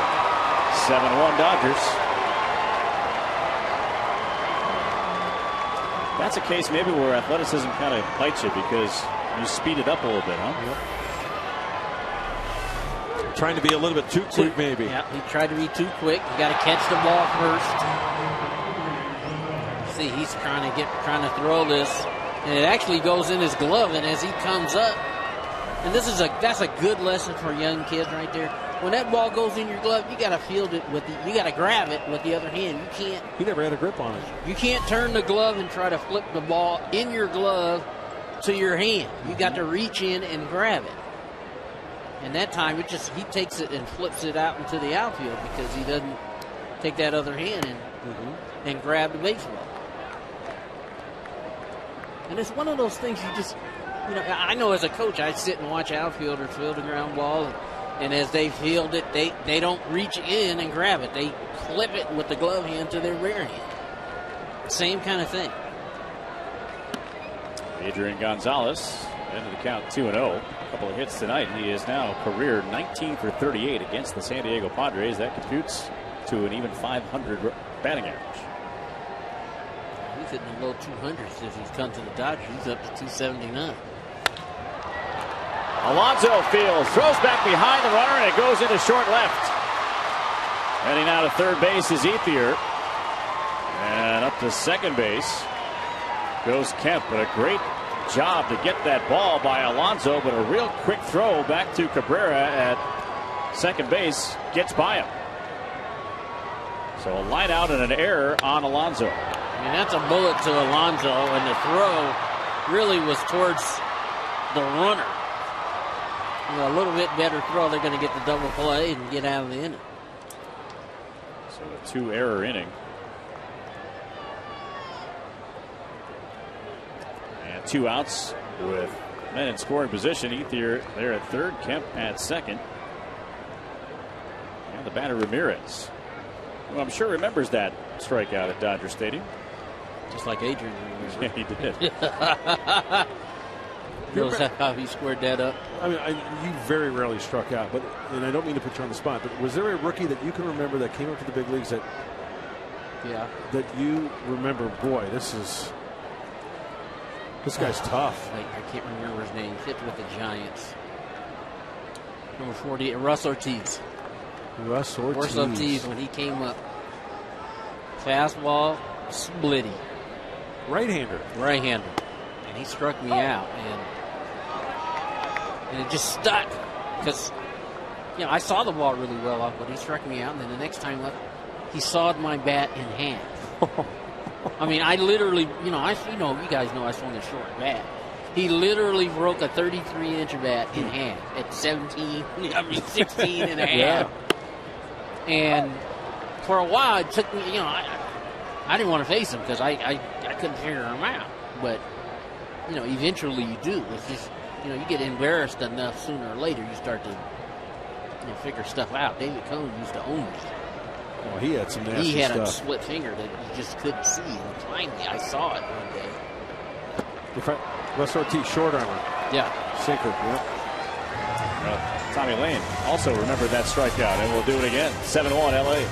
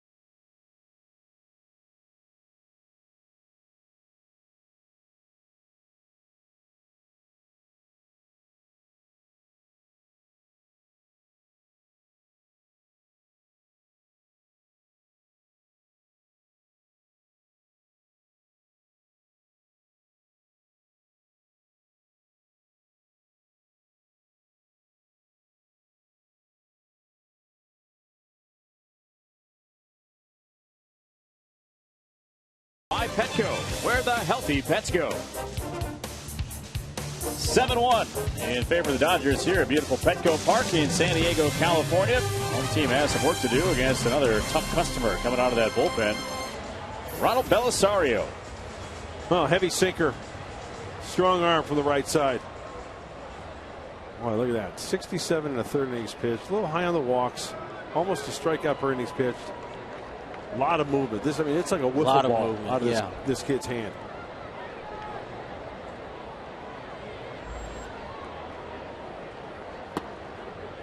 As you mentioned, that ball, 4-seam fastball, but bent in almost like a 2-seamer.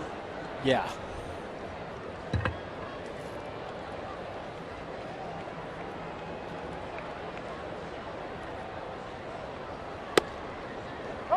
Strike. 1-1. Both in there at 94 miles an hour. Guzman looking for his first hit.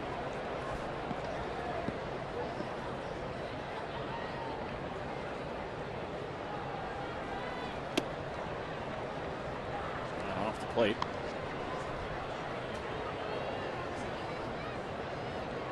Oh, we got some baseball fans in Florida watching. In Vieira, Florida.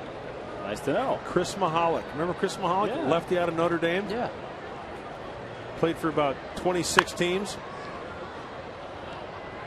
He's in instructional league with the Nationals. Chris is my cousin. Okay. And he's a pitching coach for the Potomac Club for the Nationals. Had himself a nice year. So he's watching. Instructional league. Padre, remember those days? Trying to get those young guys. Hey, watch that Padre Dodger game tonight. Might learn something. He loved the monkey, he said. I have a feeling you're going to be on some other shows. Yeah, we may see that again. Yeah, I think so. No, that was not scripted to come in. No, they just came in. Popped in. Which was fine with me. Yeah. Like I said, though, a very tough act to follow. Animal acts and kids. You never want to go on stage after. Man.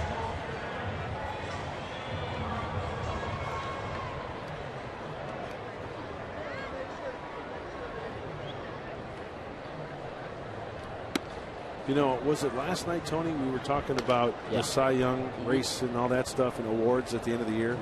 You guys heard about R.A. Dickey today, right? Yeah. Wow. Won his 20th. Punched out 15? 13? 13.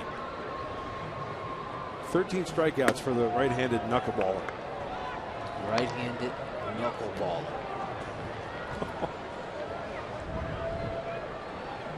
John Roush did his best to try to give the Pirates the win there, but in the end he prevailed, and Dickey got his 20th. An interesting blow. Didn't Gio Gonzalez pitch tonight too? That I don't know. I got to check. I think he did. And if he did, the Nationals won, so that might be 21 for him.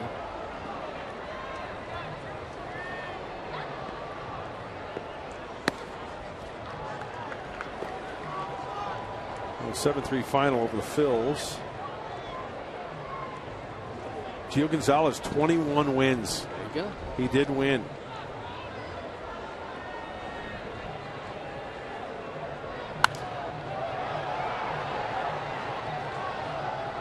Full count here on Yonder Alonso. 21-8 for Gio Gonzalez. Let me check one more time because Nationals are in first place, Mets are in fourth. Is that going to be the determining factor? Very well could be. Dickey's numbers are better. Yep. 20 wins, lowest ERA, up there in strikeouts. Gio's got 21 wins, but deep drive to right field, sending Ethier back, leaps up, can't make the play. And it's going to one hop away from it, and Alonso will cruise into second with a one-out double here in the 8th. that's a missile right there by Yonder.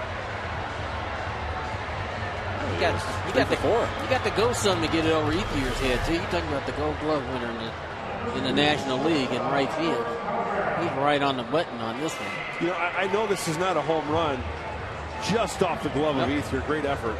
I know that's not a home run, but is it fair to say that might be one of the hardest balls that Alonso's hit this year? He's hit some balls hard. Yeah. But there was something about that one. The only other one that comes to mind is the home run in Philadelphia, off the facade of that second deck out there at Citizens Bank Park. That's right. That's the only other one I can think of. He crushed that ball. But that ball was smoked.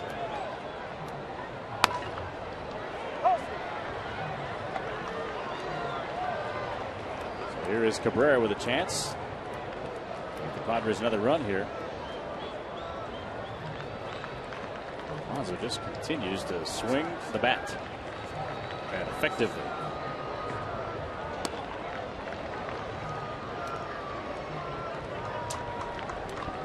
First multi-double games in a season. Yonder Alonso tied now for the most in big league history with 11. Most recently Derek Lee, Cubs in 05. Call it a strike. Still got time to get one more. Oh yeah. Oh yeah. Tony, I know you like the way he swings the bat, just the way he is kind of stuck with things, even though, you know, as a rookie he's going to go through sometimes that he's not. I think he's realized that the hardest part of the game really, it's not the physical side, it's the mental side. It's the day-to-day grind of having to go up to the plate and try to figure out, you know, what I need to do on a daily basis. And we had a conversation in LA a couple of weeks ago, and I was just telling him, I'm saying, look, you're good enough. You're good enough. You don't have to worry about trying to do things. Let the game come to you. And it's the hardest part of the game to learn.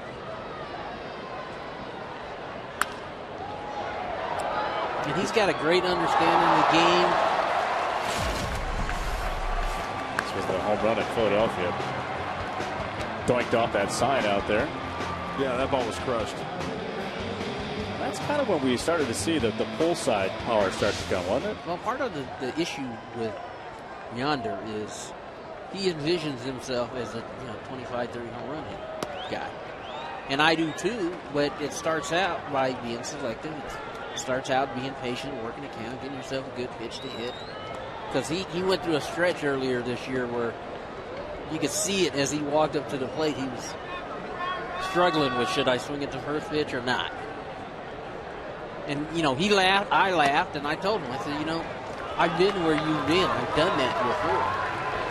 I said, ultimately, you're the type of hitter, the more pitches you see, the better hitter you're going to be. And I think that's what's going to turn out. It's going to turn out to be. He reminds me of Adrian Gonzalez. I've said that already. That's what he reminds me of. Obviously, the more pitches that he gets, the more times he goes up there to the plate, the more comfortable he's going to feel. But he's got the same kind of skills Adrian Gonzalez has.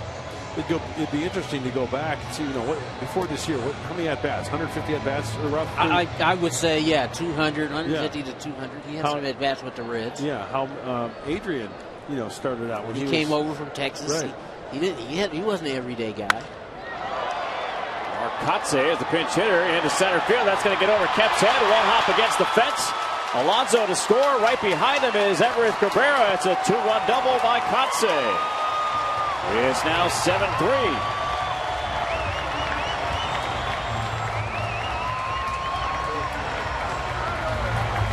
Well, you were talking about having to hit a ball hard to get it over the head of Ethier. How about getting it over the head of Matt Kemp at center? Mark didn't waste any time. He got himself a pass ball middle in, and he was right on it. That's a good swing on it. Drives this ball over Matt Kemp's head out in center field. Luckily, it short hopped the wall. That's allowed 2 runs to score. Padres creep closer to 7-3. 8th double for Katze. Rosario will get a visit on the mound.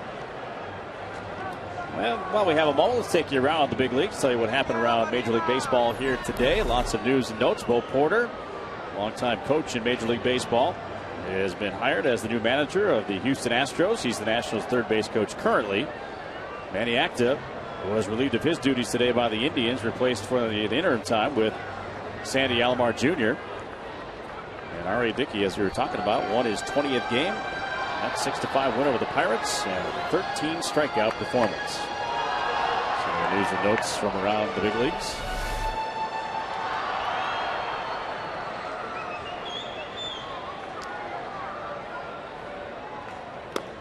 As Amarista will take a strike. And you guys were wondering about Alonso coming into this year. He had 117 at-bats in the big leagues. He had 35 hits, 6 doubles, 5 homers, and 18 runs batted in. All of them in Cincinnati, right? All in Cincinnati, parts of 2 different seasons. And that's a hitter's ballpark. And sometimes you have a false sense of what type of hitter you really are because of the type of ballpark you played in. And I was having this conversation with him. I said, I saw you last year in Cincinnati. I saw them try you out at third base. I saw them try you out in left field. And you know what? You're a first baseman. You're a first baseman. As a left fielder, you're a pretty good first baseman. And I said, you're coming to San Diego. You're going to get a chance to play every day. And this is your opportunity to really grow and take advantage. And the more at-bats he gets, the better he's gotten this year. And I know that's what they're telling me. Winners will ring up Alexi Amarista.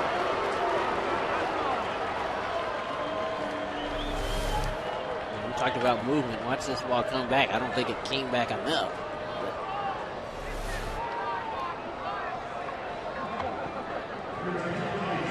So we're going to get a pinch hitter here. Venable will bat for Chris Denorfia.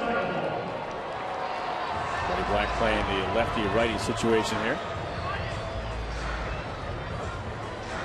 It felt like it was in, huh? It did, didn't it?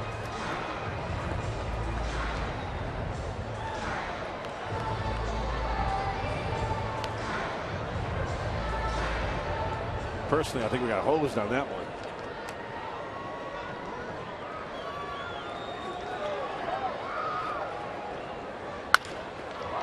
Right back up the middle. Into center, a base hit. Being waved is Kotze. Here comes the throw, and he is going to be in there. Will Venable not wasting any time, and Kotze slides in safely. It's a 3-run inning and 7-4.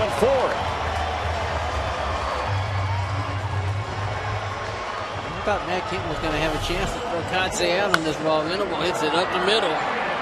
See Kemp charging this ball hard. Comes up, pretty good throw to the plate, but hits the mound. That ball hit the mound and kind of checked up a little bit. That was unable to put the tag on Kotze. Padres have another run.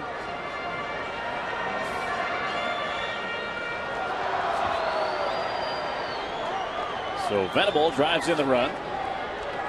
He's at first base. Padres down 3. Cameron Maben will take a strike. Maben 0 for 3. You know, to get some earned runs against Belisario, you're doing something since the middle of August. He had an ERA of 0.49.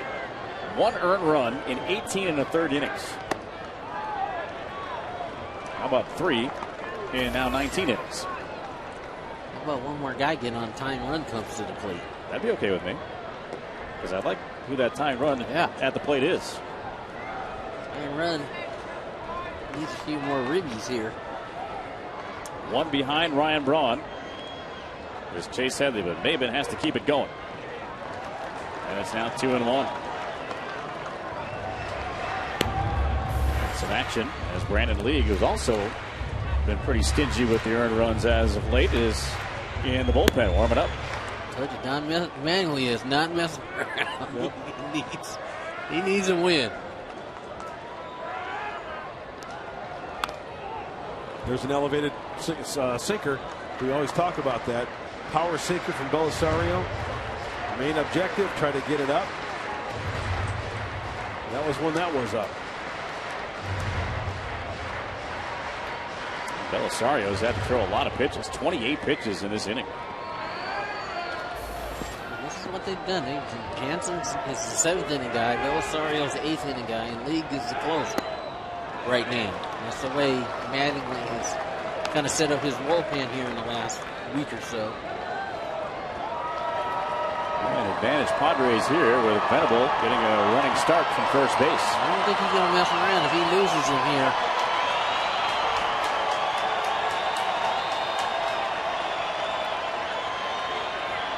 Gonzalez went out back up behind him. There goes Venable.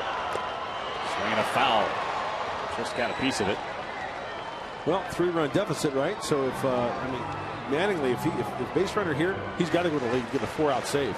Don't you think? That's what I suspect will happen.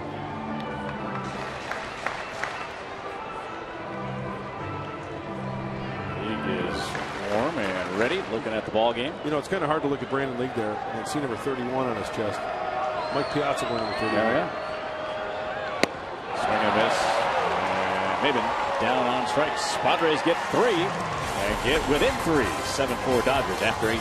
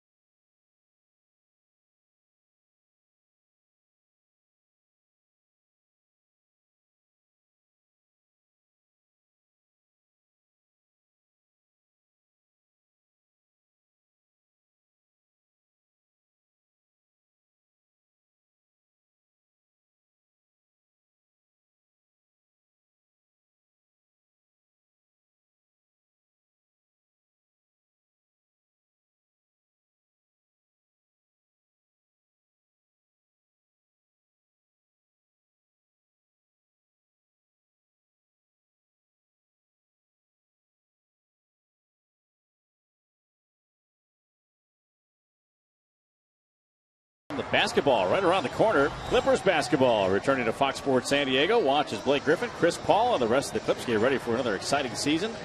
Preseason hoops tipping off on Saturday, October 6th, and wrap up October with opening night at Staples Center with the Clippers and the Grizzlies. That'll be on Halloween night. Don't miss a single shot all season long. Clippers basketball on Fox Sports San Diego. Speaking of the Clippers, yeah. Guess who was drafted by the Clippers at one time? I think I've heard the guy that wasn't he a Hall of Famer baseball? I think he picked the right sport. I think so too. I think I did too. Although he would have probably done really well in the NBA as well. No. What do you think, T? You made the right decision.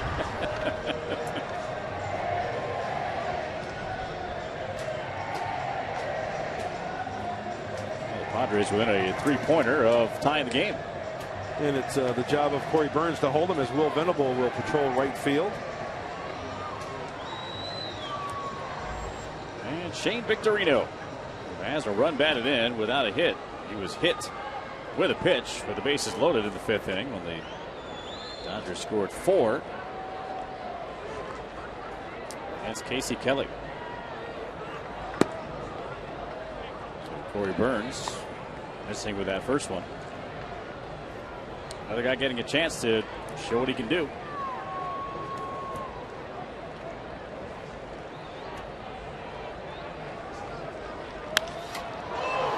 Victorino got into that one and will line it up against the Petco porch. Venable plays it well, but Victorino can move. He'll be in with a double.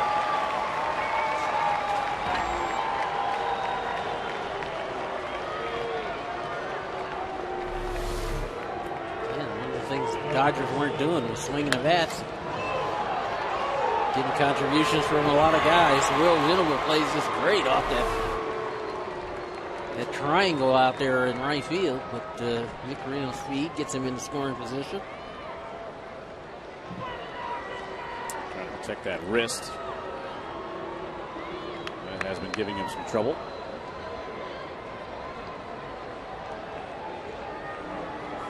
For an obvious statement of the night. Can't let that run score. You got to keep this a 3-run game heading into the bottom of the 9th inning. Not that 3 is any picnic, but 4 is certainly worse. Well, let's see how Luis Cruz adjusts to the changeup, because Corey Burns, changeup, right? Fastball's pretty much for show. Cruz and Ellis, they've gotten the big hits tonight for the Dodgers. Have to expand the zone a little bit there. Changeup for a ball.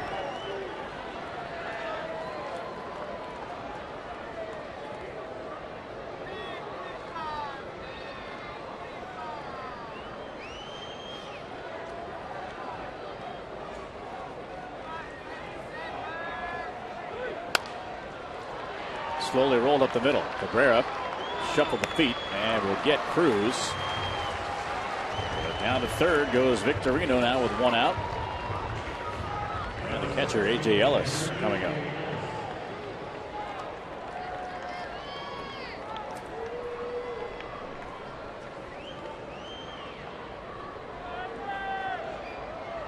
Long look down at Tim Wallach at third base. So in the background there, Bobby Abreu with a bat in his hand in the on-deck circle. Or thereabouts. Well, he's doing what Nick Puka was doing last night, right? Well, they'd like to get up there as close as they can. Did you used to do that, Tony? No. You didn't have to, right? I know that those circles are down there for a reason, not just for looks. Right. But hardly anybody ever stands on it.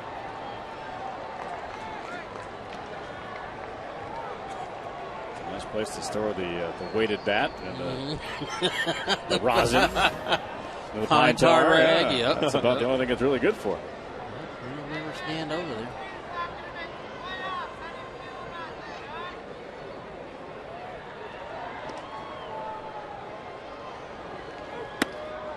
Looking outside and not getting the call there on a close pitch, 2-1. Fulton County in Atlanta was like our situation. You know, on deck circles almost right next to the bench. Yeah, I remember that. And the dugouts were farther down the line, too, a little bit. You couldn't kind of get a glimpse at what that ball might do for the pitchers. Nice action on that changeup away. Well, Ellis is asking Winters, was that a ball or a strike? With a good pitch to Cruz, got him out over the plate. I'm sure he's going to try to do the same thing with Ellis here, out over the plate. Infield in, hoping maybe he can roll over on something.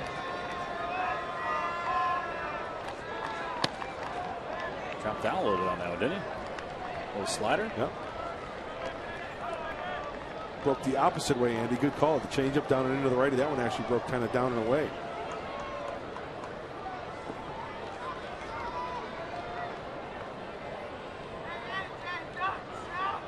Strikeout would be nice, right about now.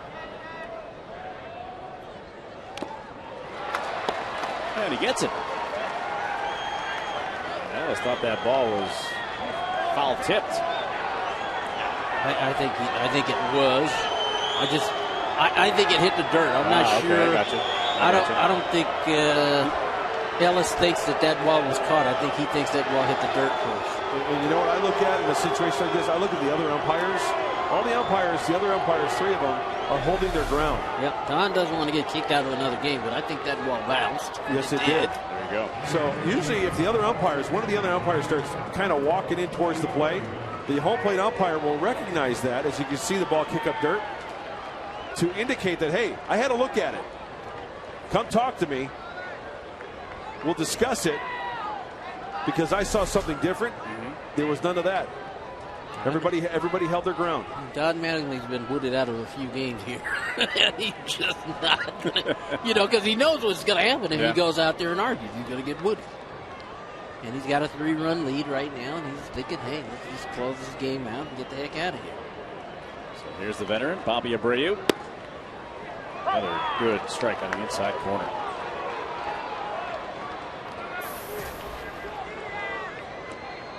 And up and down. Start of the year with the Angels. Released, picked up by the Dodgers. Designated for assignment. Comes back.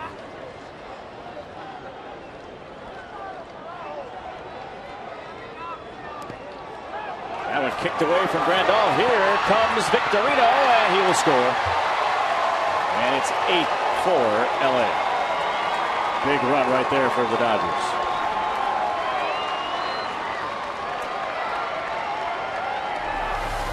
This ball doesn't get too far away from Grandal, but Victorino got a great jump.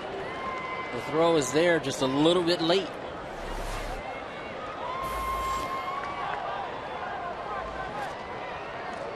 Wild pitch allows a run to score.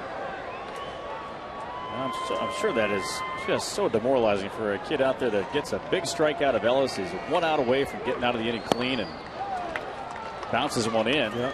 It looked like Grandal guys did everything he could to try to smother that ball, keep it in front of him.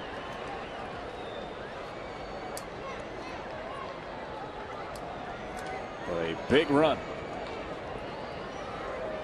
Dodgers up by 4 here in the top of the 9th inning with 2 outs.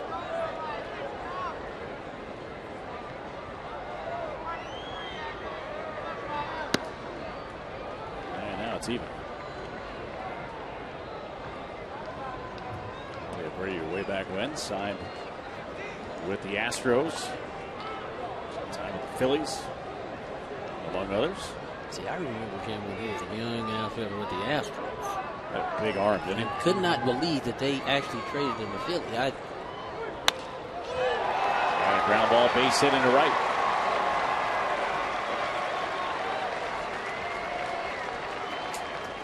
Abreu, if I'm not mistaken, won a home run hitting contest in the before the All-Star game, right?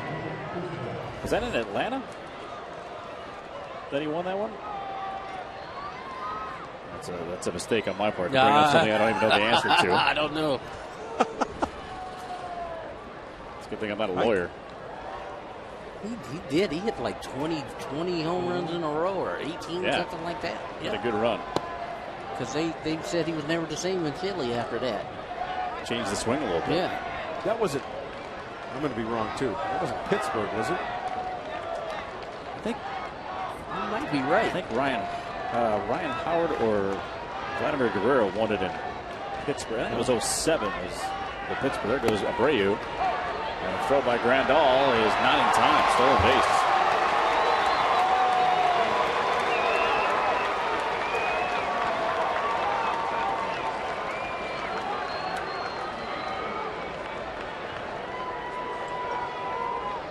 See, Abreu can still run a little bit. Don't pay him attention. He'll take advantage.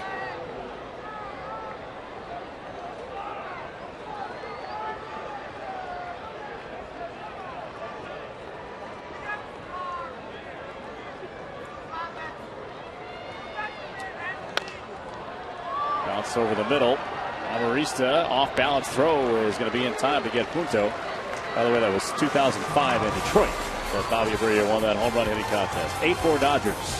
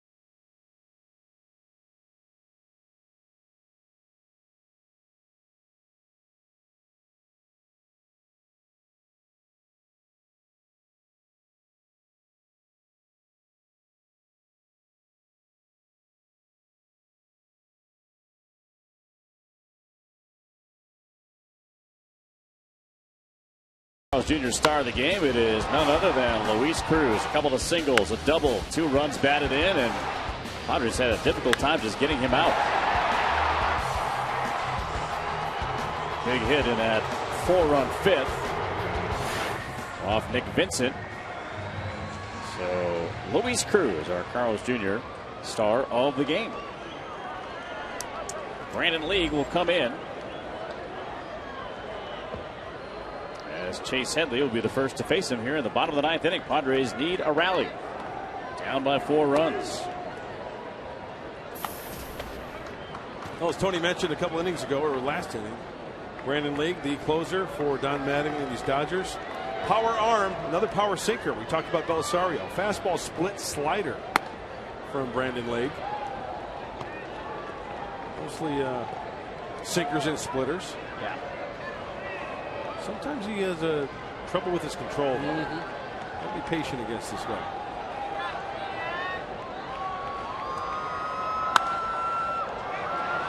In the air to very shallow left. 3 converge. It'll be Victorino in foul ground to make the catch. Trying to flip it to Hanley Ramirez, and ball hit the ground, but it was a catch. Don't forget, stick around. Padres Live, our post-game show, coming up immediately following this broadcast.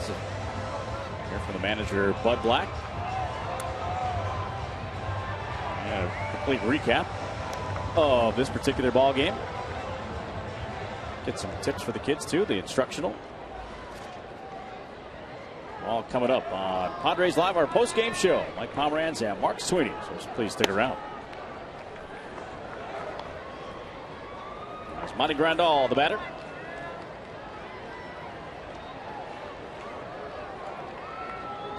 Has 1 hit tonight in 4 trips.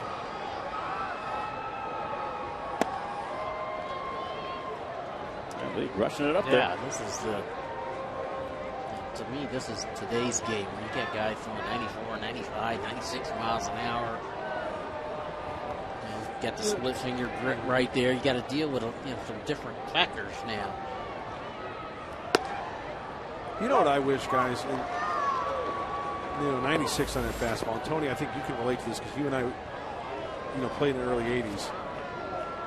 I would like to see them go back to the old gun. I want to know what the velocity is at the plate, not out of the hand. Because the guns they use now read the velocity out of the hand, which is going to be quicker, obviously, than when it gets to home plate. I want to know what a hitter is hitting when the ball is in the hitting area. If you're throwing 96 on the old gun, you are bringing it, my friend. Yeah.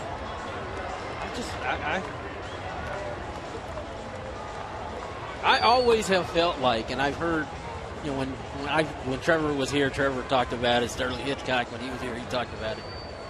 Why are we putting the speed up on the gun? Why do we want the opposition to know how hard we're throwing? It's for the fans. It's not. Yeah. It's not for the players. It's for the fans. And I would agree with you. And you guys have seen enough games to agree with what I'm going to say. I don't care how hard they throw it up there. If it ain't located, it's going to get hit, right? Yeah. It's going to get hit. Right. You're right. It is for the fans. Yeah, it is. It's not for the teams. It's for the fans. This could do it. Second for 1. And the throw is wide by Hanley Ramirez. It goes into the Padres dugout, so there's still a pulse. As Guzman will get to second base on the overthrow. So fielder's choice and an E6 on Ramirez.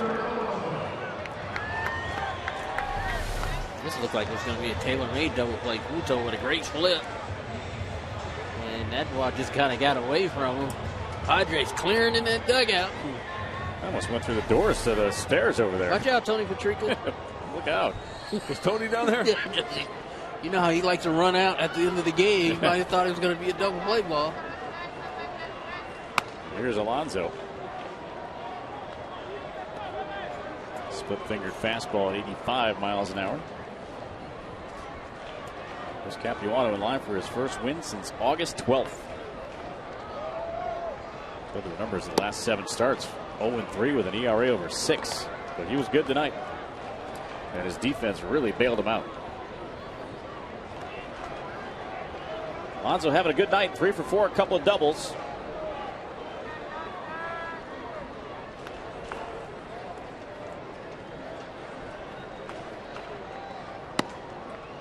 And now 3-0.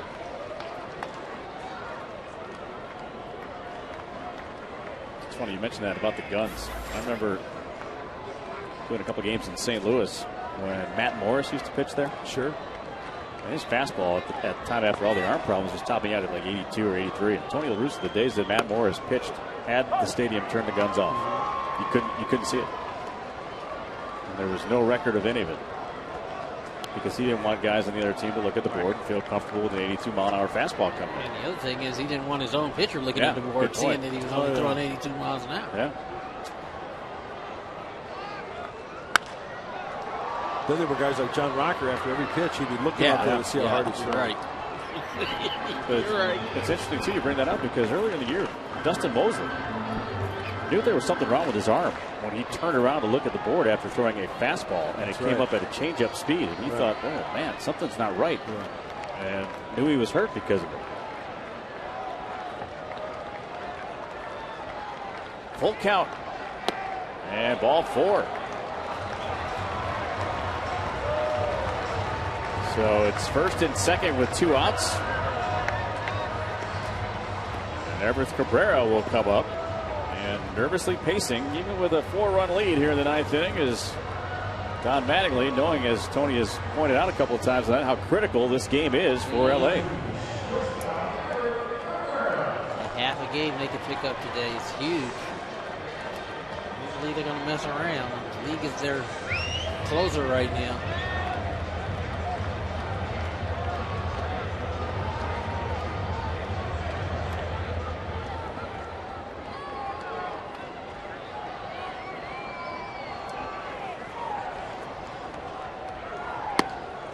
Cabrera takes high with a 95-mile-an-hour fastball. To your point as well, Tony, if it's coming in 95, it's not a strike. Not really helping, is it? No.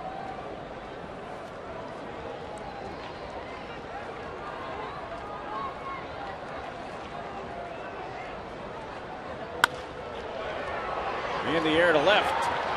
And Victorino will make that catch. And the ball game is over, and the Dodgers win it 8-4. And take the series 2 out of 3 and gain that half a game in the wild card standings against the idle St. Louis Cardinals. Long ball game here tonight, won by the Dodgers 8-4. Let's head over to Mike Pomeranz to find out what's coming up on the postgame show. Mike? Got a lot on tap, folks. Hope you'll stick around for this one. A little bit of a late start, but we got plenty on the table. You'll hear from the manager, Buddy Black. We're going to talk about some of the teams looking to make their final playoff push with highlights and the boards to prove it. And we ask you your favorite Padre newcomer. Your text poll results in a moment.